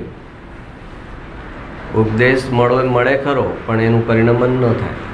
કેમ કે એણે અજ્ઞાનને અંદરથી પકડેલું છે. જ્ઞાની કહે છે કે તારું જે મિથ્યાત્વનું પોટલું છે ને, જ્ઞાની કહે છે કે જ્યારે તું કોઈ જ્ઞાનીને સાંભળવા જાય ને ત્યારે સાંભળતી વખતે કમસે કમ ઓલું તારું મિથ્યાત્વનું પોટલું છે ને અંદર, એને બાજુમાં મૂકીને સાંભળજો. અંદર નહીં રાખતો, બાજુમાં મૂકીને સાંભળજો. અને પછી તને આ વાત બરાબર ન લાગે તો પાછું લઈ લેજે પોટલું. લાગે તો ત્યાં જ્ઞાનીને ત્યાં જ પોટલું મૂકીને વયો જશે. એનો નિકાલ જ્ઞાની કરશે કે તમે આ પોટલું લ્યો મારું અને એનો નિકાલ કરો, મારે હવે જરૂર નથી. અને લાગે કે ના આની જરૂર પડશે તો પોટલું લઈને જજે પાછું. જીવે અજ્ઞાન ગ્રહ્યું છે તેથી ઉપદેશ પરિણમે નહીં, કારણ આવરણને લીધે પરિણમવાનો રસ્તો જ નથી. જ્યાં સુધી લોકના અભિનિવેશની કલ્પના કર્યા કરો ત્યાં સુધી આત્મા ઊંચો આવે નહીં. લોકો શું કહેશે એવી જ્યાં સુધી તમે કલ્પના કર્યા કરો ત્યાં સુધી તમારો આત્મા ઊંચો આવે નહીં અને ત્યાં સુધી કલ્યાણ પણ થાય નહીં. ઘણા જીવો સત્પુરુષનો બોધ સાંભળે છે પણ તેને વિચારવાનો યોગ બનતો નથી. સાંભળવા મળી જવું એ પુણ્ય છે અને એના ઉપર વિચારણા અંદર થવી એ પાત્રતા છે. તો એ વિચારણા થાય એનું મહત્વ છે. સાંભળી લેવાથી તો પુણ્ય જે હતું એ વપરાઈ ગયું અને હવે તું વિચારણા નહીં કર તો નવું પુણ્ય જનરેટ નહીં થાય. સાંભળવા મળ્યું એમાં તો તારું પુણ્ય ડેબિટ થયું છે. આ તો પાછું એમાં સમજે કે સાંભળવામાં નવું પુણ્ય બને ને. સાંભળવામાં નવું પુણ્ય ક્યારે બને? કે એ તું ખરેખર સાંભળે, આ કાનથી કાઢી અહીંયાથી કાઢીને અહીંયાથી નીકાળી ન કાઢે તો વચ્ચે અટકે તો પુણ્ય બને ને. જ્ઞાનીની વાત છે અહીંયાથી સાંભળે ને અહીંયાથી કાઢી નાખે તો વાત નીકળી ગઈ, તો નવું પુણ્ય ક્યાંથી બને? વાત તારી અંદર અટકે વચ્ચે, તાર હૃદયમાં વાત જાય તો નવું પુણ્ય જનરેટ થાય. સાંભળી તો સાંભળો એટલે તો જ્ઞાની કહે છે કે આને વાત અંદર જતી નથી અને આ બેસે છે તો આનું પુણ્ય ખલાસ થઈ જશે, આનું પુણ્યનું દિવાળું નીકળી જશે, આવતા જન્મે ને રોટી કપડા મકાનના વાંધા થઈ જશે. એના કરતાં અહીંથી રવાના થા, એમ તો તારું પુણ્ય બચી જશે. કેમ કે તું આ વસ્તુ લે છે અંદર અને એનો સદુપયોગ નથી કરતો તો તારું પુણ્ય તો ખલાસ થઈ ગયું અને એની પેનલ્ટી લાગશે પાછી.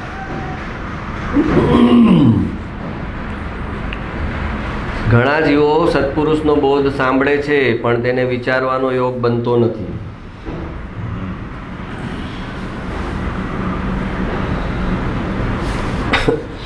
કોઈ લીલોતરી મોડતું હોય તો અમારાથી તો જોઈ શકાય નહીં, તેમ આત્મા ઉજ્જવળતા પામે તો ઘણી જ અનુકંપા બુદ્ધિ વર્તે છે. એ કહે કે આત્મા જેમ જેમ ઉપર ઉઠતો જાય તો એને એટલી એની એટલી કોમળ થઈ જાય એની પ્રકૃતિ, તો કહે છે કે તેમ આત્મા ઉજ્જવળતા પામે તો ઘણી જ, તો એને એટલી અનુકંપા રહે, એટલી કરુણા રહે બીજા જીવો માટે. જેમ ગુરુદેવ કહેતા કરે આ ભવિષ્યના સિદ્ધ છે, આના પર હું પગ કેમ મૂકું? તો કે જેમ જેમ આત્મા ઉજ્જવળતાને પામે એટલે જેમ જેમ હાયર લેવલ આવતું જાય એમ ઉલટાનું નીચેના લેવલ પરનું એનું કેરિંગ વધતું જાય. કોઈ લીલોતરી મોડતું હોય તો અમારાથી જોઈ શકાય નહીં એમ કહે છે. કેમ કે એને થાય છે આમાં જે જીવો છે એ કટ થાય છે.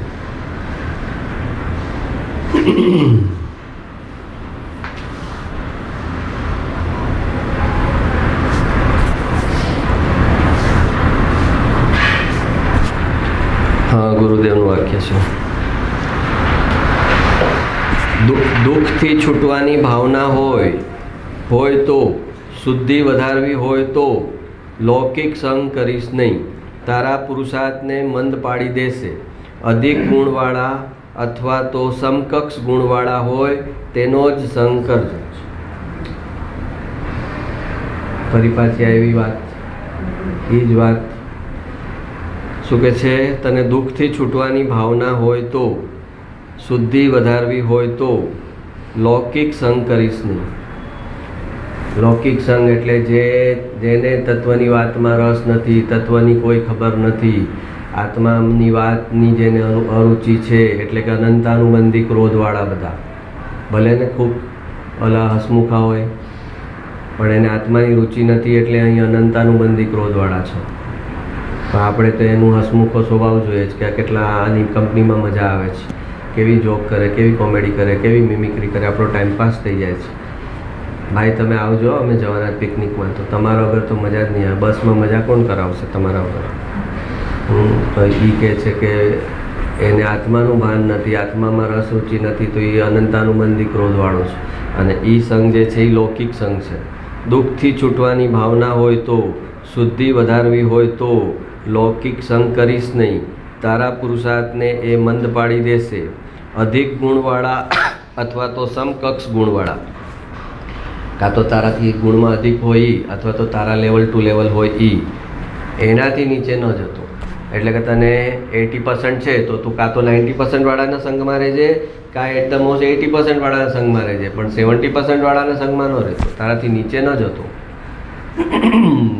કેમ કે energy flows from higher level to lower level. તો તું 70% વાળા સાથે રિલેટ કરીશ તો 80%માં તારું છે તો 80 to 70 તારી એનર્જી આવશે. એટલે 70% વાળો ફાયદામાં રહેશે, તું નુકસાનીમાં જઈશ.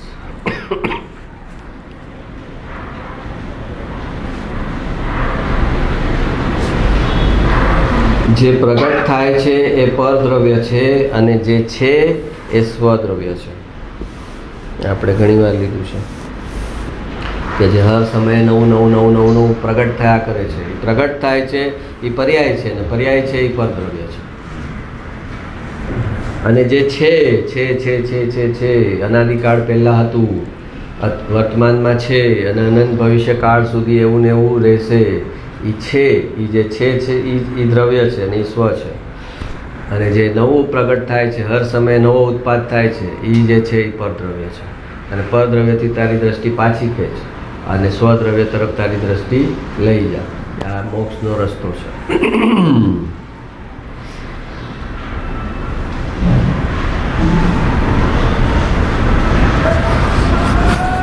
પોતાના દોષો ટળે એવા પ્રશ્ન કરે તો દોષ ટળવાનું કારણ થાય. આપણે લીધું કે અપ્રયોજન, કાં તો પ્રશ્ન પૂછે નહીં અને પૂછે તો અપ્રયોજનભૂત પ્રશ્ન પૂછે. પોતે જ્યાં છે ત્યાંથી પ્રશ્ન ન કરે, પણ જે અંદર પ્રયોગ ચાલુ કરે, જે ખરેખર આત્માનું કલ્યાણ કરવાનો નિર્ધાર કરે, મારે આગળ વધવું છે, તો એને પ્રશ્ન જ્યાં હોય ત્યાંથી આવે. પોતાના દોષો ટળે એવા પ્રશ્ન કરે તો દોષ ટળવાનું કારણ થાય. દોષને વ્યક્ત કરે તો જ્ઞાની એનો કંઈ રસ્તો બતાવે કે ભાઈ આમ કર.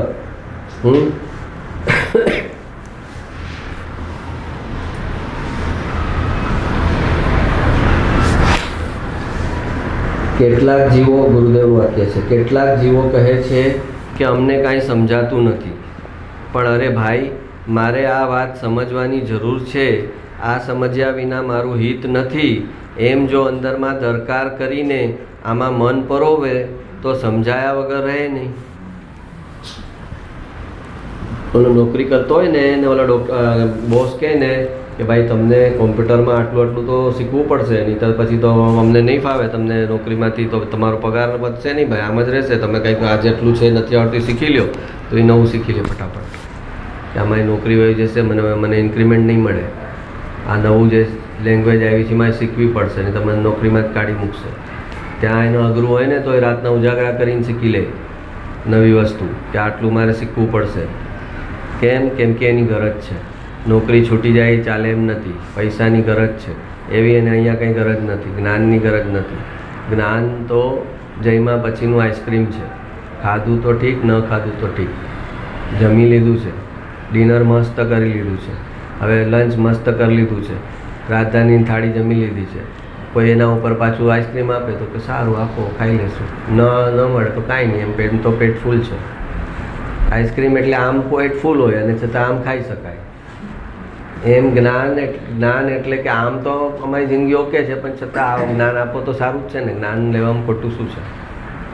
જ્ઞાન તો ફાયદો જ કરશે. આજે નહીં તો કાલે કરશે, આ ભવે નહીં તો આવતા ભવે કરશે. તો આપો. તારું પાત્ર આખું ભરેલું છે, જ્ઞાની આમાં જ્ઞાન નાખે તો ઓલું પાણી ભરેલું છે, એમાં કોઈ પાણી રેડે તો બધું ઓવરફ્લો થઈને બહાર જાય છે. અને તને આ જ્ઞાનની કિંમત લાગે છે, તારું પુણ્ય ડેબિટ થાય છે અલગ, તારું પુણ્ય વપરાઈ જાય છે. અને એ જે જ્ઞાન મેળવે છે એ જ્ઞાનનો તો ઉપયોગ નથી કરતો. એટલે તારે તો શોપિંગ કરીને લાવ્યો 50,000ની ને એ કોઈ ચીજ વાપરતો નથી, એટલે તારા 50,000 ગયા. એમ તું જે જ્ઞાન લે છે એનો તું કંઈ પ્રયોગ કરતો નથી, વાપરતો નથી, અને એની કિંમત ચૂકવે છે. કેટલાક જીવો કહે છે અમને તો કંઈ સમજાતું નથી. પણ અરે ભાઈ, મારે આ વાત સમજવાની જરૂર છે. આ સમજ્યા વિના મારું હિત નથી. એમ જો અંદરમાં દરકાર કરીને આમાં મન પરોવે, ક્યાંકથી નીકાળવું પડે મન અહીંયા પરોવવા માટે, કે આમાં મારું હિત છે, આમાં મારી દરકાર છે, આમાં મને કોઈ આ દુઃખ નથી આવવાનું, સુખ જ આવવાનું છે, અને બધું સારું જ થવાનું છે આમાં. એમ મન પરોવે તો સમજાયા વગર રહે નહીં. અંદર ગરજ કરીને સમજવા માગે તેને બધુંય સમજાય તેવું છે. અંદર જ્ઞાનની ગરજ હોવી જોઈએ ને, જ્ઞાનની ગરજ. ઓલા સમોસણમાં ઓલા ઇન્દ્ર બેઠા હોય, જે આપણે 32 લાખ વિમાનનો ધણી ઇન્દ્ર, તો એ કે ઓલા ગલુડિયાની જેમ ભગવાનના સમોસણમાં બેઠો હોય જ્ઞાન લેવા માટે. ભગવાનની સામે ગુરુદેવ કે ગલુડિયું બેઠું હોય ને એમ ભગવાનનું જ્ઞાન ઝીલવા માટે બેઠો હોય. સૌધર્મ દેવલોકનો ઇન્દ્ર, 32 લાખ વિમાનનો ધણી, અને એક અવતારી. નેક્સ્ટ ભાવમાં મોક્ષે જવાનું છે તો ભગવાન પોતે બોલી દે એના માટે કે આ ભાઈ એક અવતારી છે, આવતા ભાવે મોક્ષે જશે. અને એ ભગવાનના સમોસણમાં ભગવાન આવે એની 5 મિનિટ પહેલાં આવીને પોતાની સીટમાં ગોઠવાઈ જાય, કે ભગવાનના આવ્યા પછી જવું એ અવિનય કહેવાય. એટલે એ 5 મિનિટ પહેલાં આવીને બેસી જાય. અને ગલુડિયું બેઠું હોય એમ એ ગલુડિયું 32 લાખ વિમાન એનો માલિક, અને એ બેઠો હોય એવી રીતે કે જાણે ગલુડિયું બેઠું હોય એમ ભગવાનની વાણી ઝીલવા માટે, કે કાંઈ મિસ ન થઈ જાય મારું. તો એને ગરજ છે. જેનો મોક્ષ ફિક્સ થઈ ગયો છે, જેના ભાવ વધવાના નથી, એક ભાવ છે અને એ આવી રીતે બેસે છે. આપણે તો ભગવાને કહી દીધું હોય કે તારો એક ભાવમાં મોક્ષ છે. અરે આપણને એમ કહી દે ને 50 ભાવે મોક્ષ છે, તોય આપણે તો આપણું જે ચાલુ છે ને એ ચાલુ રાખીએ કે ફિક્સ છે. ભગવાન કહે પછી શું બ્રહ્મત પ્રમાણે આવશે. અને ઓલાને ભગવાન કહે તારો નેક્સ્ટ ભાવમાં મોક્ષ છે, ભાઈ શું બેઠો જ મારી પાસે લેવા માટે, તારે શું બાકી છે? એ તો કે કાંઈ બાકી નથી, બધું જ છે, સમ્યક દર્શન સહિત છે અને એક અવતારી છે. અને છતાં ભગવાનના સમોસણમાં બેસે છે, ભગવાનના વિનય સહિત, તો એને ગરજ છે. તો સમજાયા વગર રહે નહીં. અંદરમાં ગરજ કરીને સમજવા માગે તેને બધું સમજાય તેવું છે. જેને સમજવાની જરૂર જ ન લાગતી હોય તેને ક્યાંથી સમજાય? માટે અંદરથી દરકાર જાગવી જોઈએ. અંદરથી એને આ ચીજની નેસેસિટી લાગવી જોઈએ કે આ ચીજ નહીં શીખવું તો પ્રોબ્લેમ થશે, આ ચીજ નહીં શીખવું તો મારે બહુ બ્રહ્માંડમાં ક્યાં જઈશ અહીંથી ખબર નથી મને, સાચા શ્રદ્ધા જ્ઞાન ભેગા નહીં કર્યા તો ક્યાં જઈશ એ ખબર નથી. તો એનો ડર લાગવો જોઈએ એને.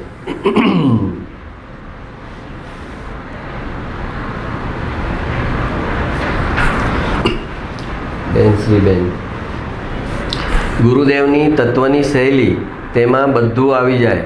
વ્યવહારમાં પડેલા જીવોને તો કોરડા જ મારતા, નિશ્ચયમાં જે બહુ ખેંચાઈ જાય તેને ચાબુક મારતા. એકને કોરડા ને એકને ચાબુક.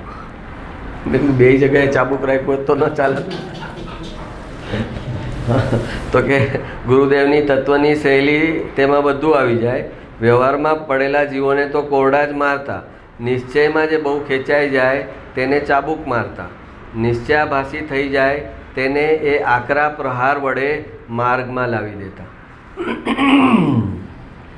બોલો, એ આકરા પ્રહાર વડે માર્ગમાં, તો આકરા પ્રહાર થમવાવાળો હોવો જોઈએ ને સામે.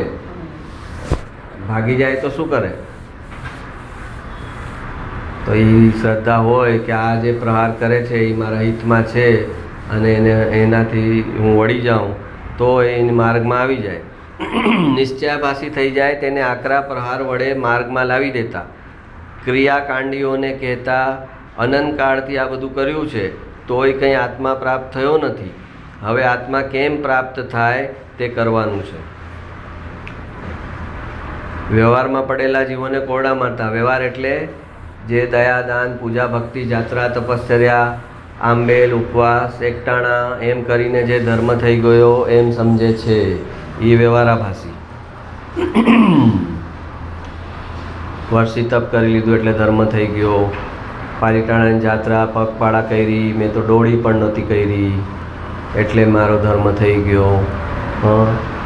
એવું જ એ બધા વ્યવહારાભાસી કહેવાય. અને નિશ્ચયાભાસી એટલે હવે તો મારે એકલું ધ્યાન જ કરવાનું છે, મારે એકલા બેસીને ધ્યાન કરવાનું છે, ભેદ જ્ઞાન કરવાનું છે. હવે મારે કોઈ વ્યવહારમાં શુભની જરૂર નથી, મને દેવગુરુ શાસ્ત્રની જરૂર નથી. શુભ ભાવ તો બંધન કરશે, મારા ભાવ વધારશે. હવે પુણ્ય કરવાની જરૂર નથી. મિચ્છામિ દુક્કડમ કોઈને કહીએ તો પુણ્ય બની જાય, તો મિચ્છામિ દુક્કડમ કહેવાની પણ જરૂર નથી. એમ બધા વ્યવહારની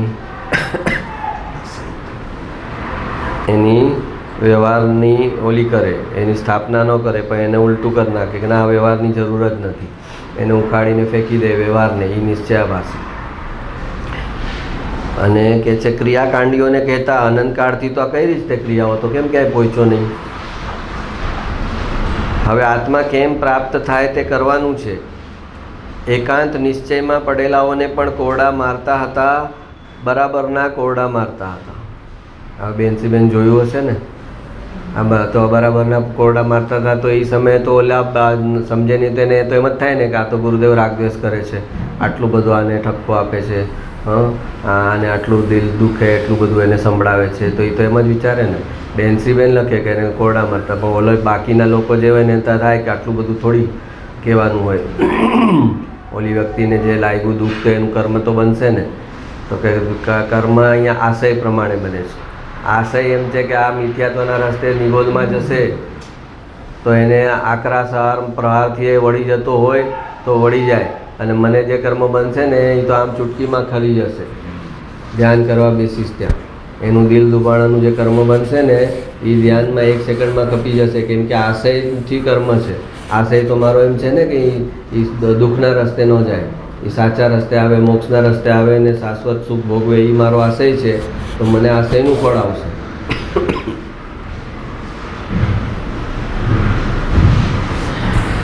હા, આ ગુરુદેવના પ્રવચનમાં શ્રીમદ રાજચંદ્ર વિશે લખેલું છે. ગુરુદેવે શ્રીમદ રાજચંદ્ર તો હીરા મોતીનો લાખો કરોડોનો ધંધો કરતા.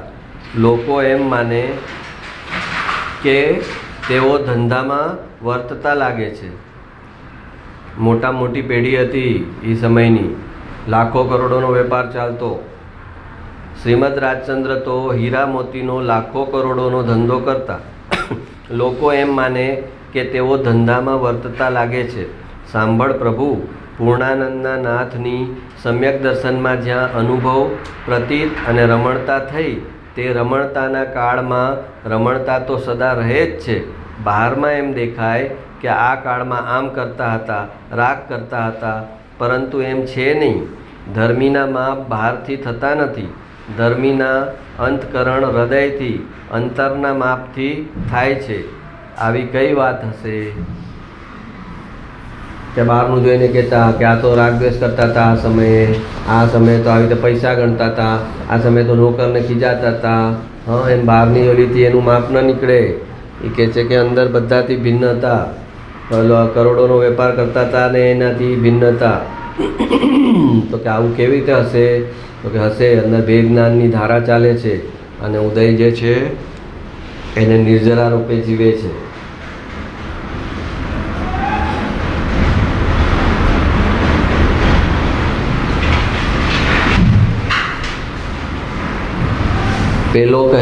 પેલા કહે છે ગુરુદેવ, પેલા કહે છે કે રાત્રે ચોવિયાર કરો, રાત્રે ચોવિયાર કરવો, આહાર પાણી ન લેવા, 6 પરબી ખાવું, કંદમૂળ ન ખાવું, પરથી બ્રહ્મચર્ય પાળવું, એવું સમજાવે. પરંતુ એમાં શું સમજવું હતું? ધૂળ. એ બધી તો રાગની ક્રિયાની વાતો છે. કે આનો ઉપદેશ આપવાનો હોય કે આમ ચારિત્ર પાળજે ને, હોમ કરજે ને, ઉપવાસ કરજે ને, કંદમૂળ નહીં ખાતો ને, રાત્રિ ભોજન નહીં ખાતો ને, આવા બધા ઉપદેશ હોય. આ તો રાગ સમજાવે છે કે સાચા મોક્ષના રસ્તે જાય એને કેવો રાગ હોય એ ભગવાને સમજાવ્યો છે. કે જે સાચા મોક્ષના રસ્તે ચાલે એને રાગ કેવો હોય એનો કંઈ ઉપદેશ આપવાનો ન હોય રાગનો. એ બધી તો રાગની ક્રિયાની વાતો છે.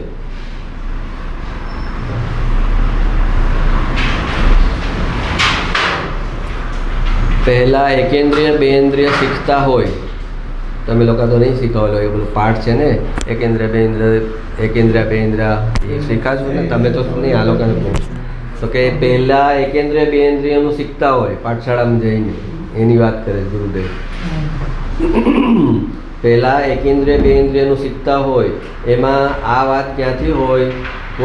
કોઈ ઝાઝા ઉપવાસ કરે તો એ ઉપવાસીનું, તપસ્વીનું સન્માન કરે કે આ મોટા તપસ્વી છે.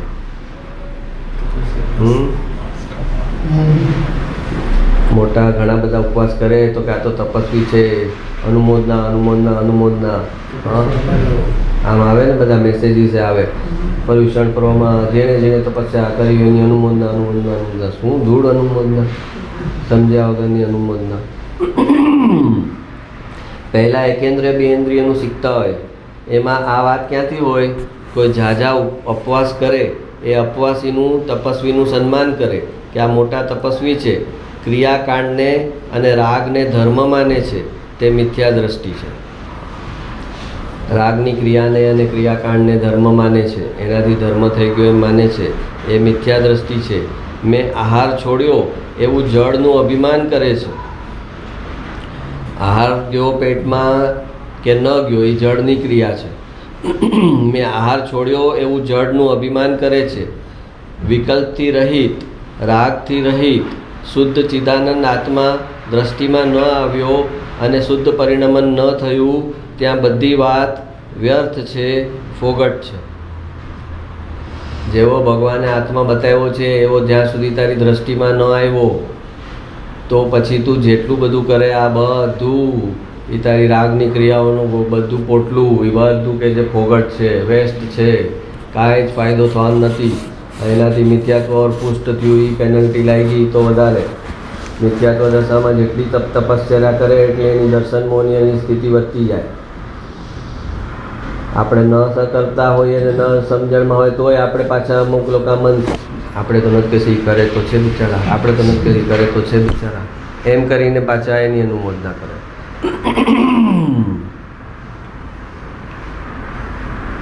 હા અપવાસ કરે કે સામાયિક કરે કે પોસા કરે કે પડીમાં લે કે સંથારા કરે, 2 મહિનાની સંલેખના કરે, પણ તે બધા એકડા વિનાના મીંડા છે.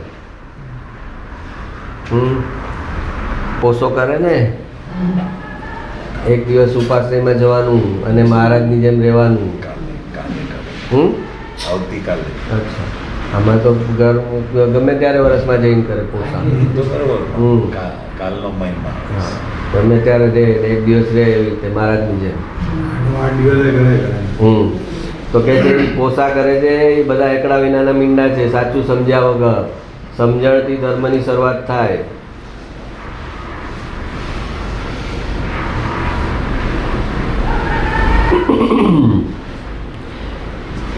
કૃપાળુનું વાક્ય, જે બાહ્ય મિત્રો પૌદ્ગલિક વાતો અને પર વસ્તુનો સંગ કરાવે તેઓને ત્વરાથી તજાય તો તજો.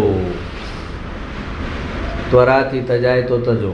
પહેલાં તો એમ કે હલો સડક તો કોલસો છે એને કહે છે તો ત્વરાથી તજો, તો પણ ત્વરાથી તો ધીમે ધીમે તજશે તો દાદશે ખરો નહીં.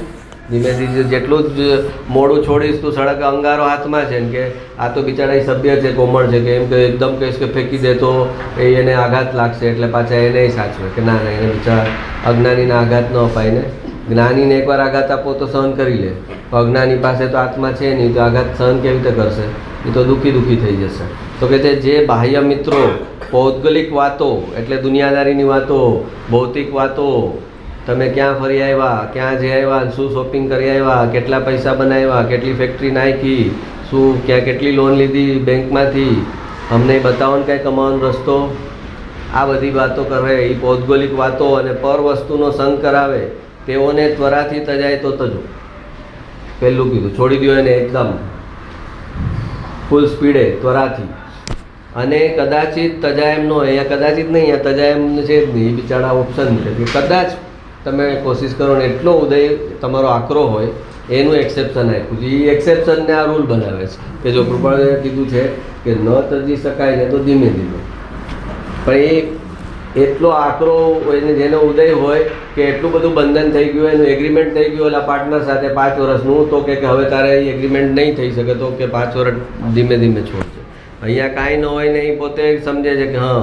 અને કદાચિત તજાયમ ન હોય તો અભ્યંતરથી લુપ્ત અને આસક્ત થશો નહીં. તો કે એની જે વાતો છે એની એને અંદર લેતા નહીં અને એનાથી આસક્ત થતા નહીં, અંદરથી એનાથી નિર્લેપ રહેજો. રહેવું પડે તો, છોડી ન શકાય તો એનાથી નિર્લેપ રહેજો, ડિટેચ રહેજો. એની સાથે રહીને પણ અંદર ડિટેચમેન્ટ ભેગી કરજો.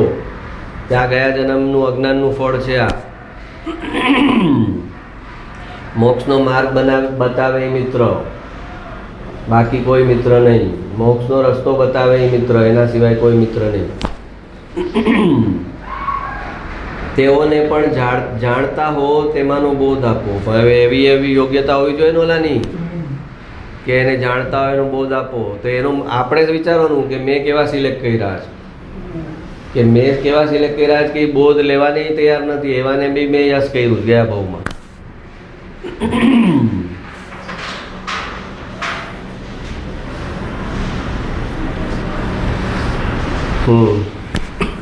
કૃપાળુદેવનું પત્ર છે. સર્વ ભાવથી અસંગપણું થવું તે દુષ્કરમાં દુષ્કર સાધન છે અને તે નિરાશ્રયપણે સિદ્ધ થવું અત્યંત દુષ્કર છે. એમ વિચારી શ્રી તીર્થંકરે સત્સંગને તેનો આધાર કહ્યો છે કે જે સત્સંગના યોગે સહજ સ્વરૂપભૂત એવું અસંગપણું જીવને ઉત્પન્ન થાય છે. બોલો, ચક્કર આવે ને વાંચે તો કે આ શું લખ્યું છે. વાત ક્યાં શરૂ કરે, ક્યાં પૂરી થાય? સર્વ જો શું કહે છે, સર્વભાવથી અસંગપણું થવું એ ડિફિકલ્ટ છે. સર્વભાવથી કે એટલે એમ કહેવા માગે છે મોક્ષનો રસ્તો તો એમ છે કે તને જે ભાવ થાય છે એની સાથે ભેદનાન કર. આ ભાવ મારો નથી. ઓન ધ સ્પોટ જે ભાવ આવ્યો એની શુભ ભાવ આવ્યો ભેદનાન કર, અશુભ ભાવ આવ્યો ભેદનાન કર. તો કે એમ કરવા જઈશ ને તો સાવ ઓલો શુષ્ક જ્ઞાની થઈ જઈશ. ભાવને તો આમ ગળું ઘોંટીને દબાવવા જઈશ ને તો એમ નહીં થાય. તો કે જે સર્વભાવથી અસંગપણું થવું તે દુષ્કર્મમાં દુષ્કર સાધન છે. તો એ તો કે એટલું ઇઝી નથી બધાને માટે કે જેવું જાણ્યું આત્મા એવું બધા સંસારી ભાવથી વિરક્ત થઈ ગયું. તો કે એ તો બહુ કરોડમાં કોઈ રેર હોય એવું એ કરી શકે કે જાણ્યું આત્મામાં સુખ છે તો હવે બધું જ સંસારનું ઓટોમેટિક એનું છૂટી ગયું. એવું તો બહુ ડિફિકલ્ટ છે. અને તે નિરાશ્રયપણે સિદ્ધ થવું તો અત્યંત દુષ્કર છે. પહેલાં તો એ ડિફિકલ્ટ જ છે, પણ એમાં એ કરવું હોય તો કોઈક આશ્રય લાગે, આ કોઈક સપોર્ટ લાગે. એકલું સપોર્ટ વગર એ કોઈ કરી લે એ તો બહુ ડિફિકલ્ટ છે. એમ વિચારી શ્રી તીર્થંકરે સત્સંગને તેનો આધાર કહ્યો છે કે જે સત્સંગના યોગે સહજ સ્વરૂપભૂત એવું અસંગપણું જીવને ઉત્પન્ન થાય છે. બોલો, સત્સંગના યોગે અસંગપણું ઉત્પન્ન થાય છે. અસંગપણું ઉત્પન્ન કરવા માટે કોનો સપોર્ટ? તો કે સત્સંગનો સપોર્ટ. સત્સંગ શેના માટે? તો કે અસંગ થવા માટે.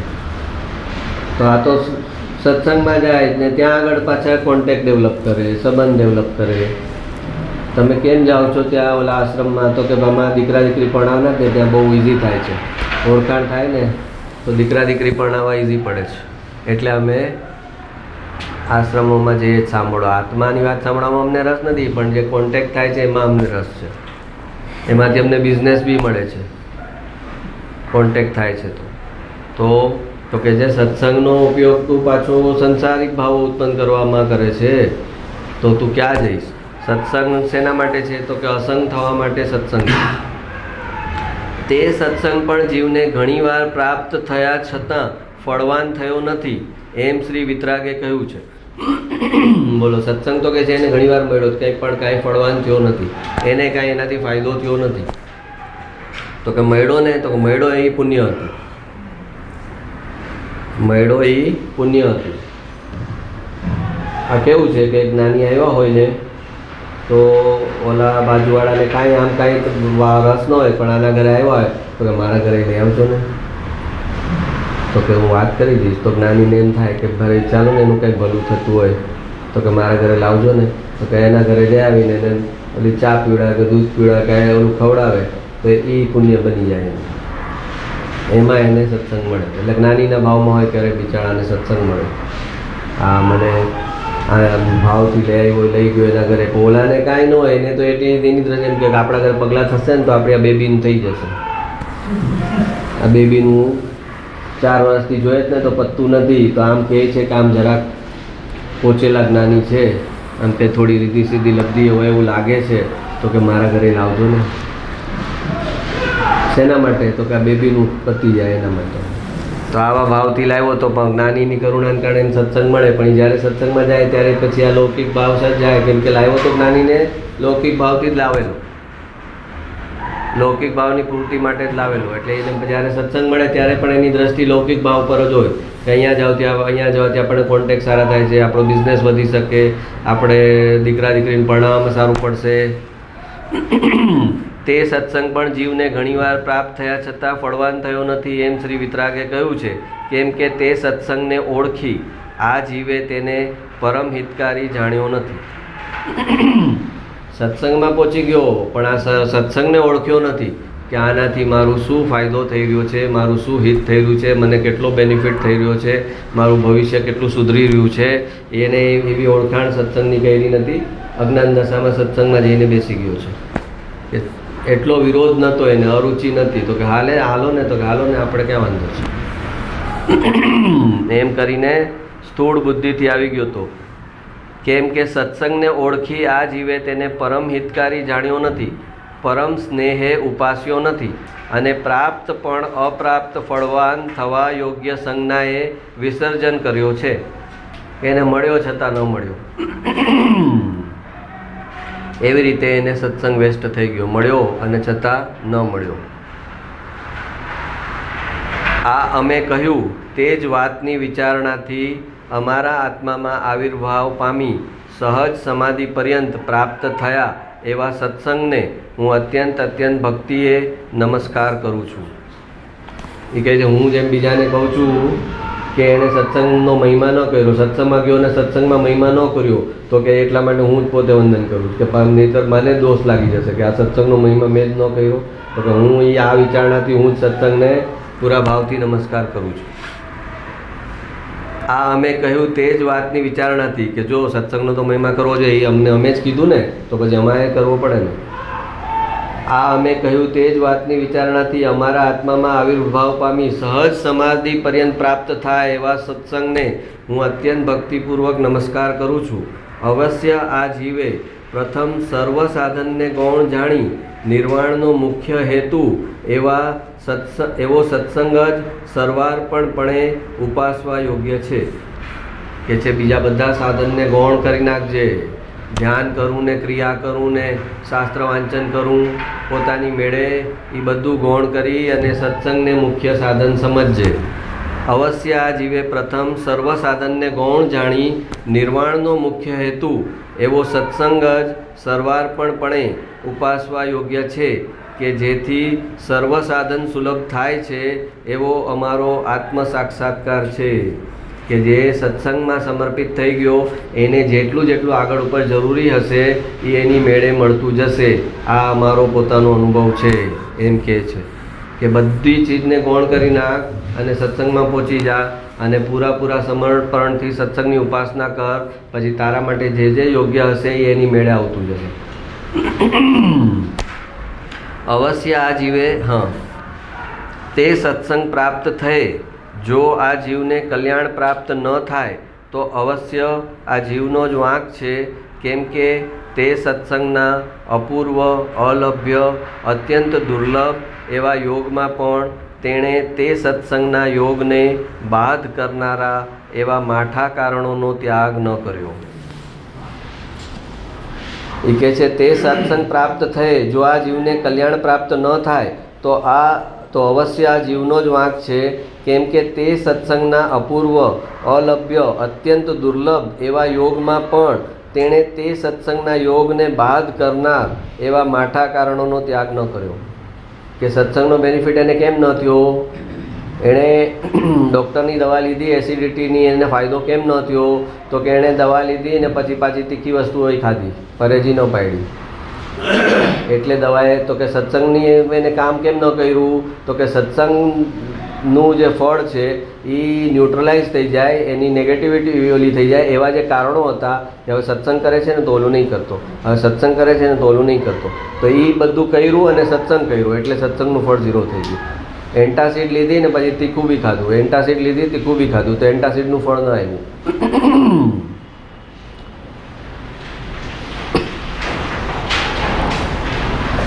અને એની દ્રષ્ટિ છે. હું સત્સંગ તો કરું છું ને, હું જેમ ઓલો હોય ને પરેજી પાડવાનું કીધું હોય દહીં ન પાડે ને, એમ કે હું દવા લઉં છું, ત્રણ ટાઈમ દવા તમે કીધેલી લઉં છું ને, તો પણ પરેજી પાડે છે એને તમે ગૌણ કરો, પરેજી હું નથી પાડતો એને તમે ગૌણ કરો. તો ડૉક્ટર કે ભાઈ પરેજી મુખ્ય છે અને દવા ખાવી પરેજી તું પાડે ને તો કે મારી દવા વગર 80% તારો રોગ કંટ્રોલમાં આવી જાય. તને એસિડિટી છે, તું તીખું તળેલું મરચાંવાળું ખાવાનું બંધ કરી દે તો તારો 80% રોગ તો કંટ્રોલમાં આવી ગયો. 20% મારી દવાનું કામ હતું, તો એની બદલીમાં તે દવા ખાધી અને પરેજી ન પાડી તો નવી એસિડિટી થવાની જ છે, મારી દવા ખાવા છતાં થવાની છે.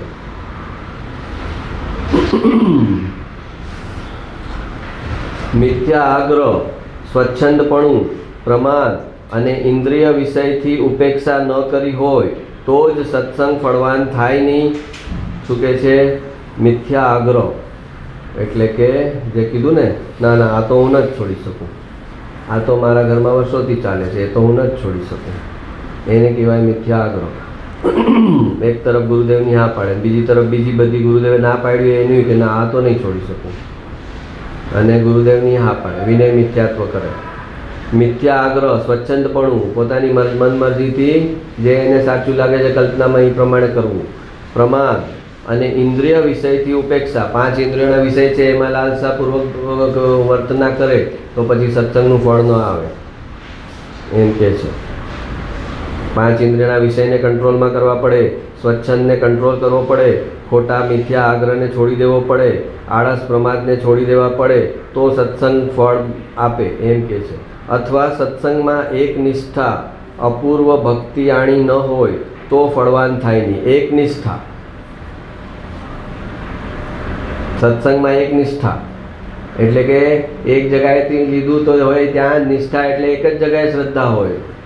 બીજી 5 જગ્યાએ શ્રદ્ધા મૂકે, 5 ડૉક્ટરની દવા ખાય પછી કે કોઈ ડૉક્ટરની લાગુ નથી પડતી, તો તને સાજા ક્યાં થવું છે? સાજા થવું હોય 1 ડૉક્ટરની દવા લે, અને જેને દવાનો શોખ હોય એ 4 ડૉક્ટરની દવા ખાય.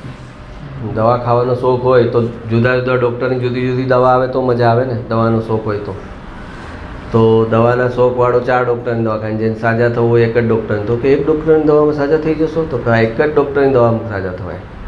2 ડૉક્ટરની દવા ખાઈને કોઈ સાજું ન થાય. અથવા સત્સંગમાં એક નિષ્ઠા અપૂર્વ ભક્તિ આણી ન હોય તો ફળવાન થાય નહીં. જો એક એવી અપૂર્વ ભક્તિથી સત્સંગની ઉપાસના કરી હોય તો અલ્પકાળમાં મિથ્યા આગ્રહ આદિ નાશ પામે અને અનુક્રમે સર્વ દોષથી જીવ મુક્ત થાય છે.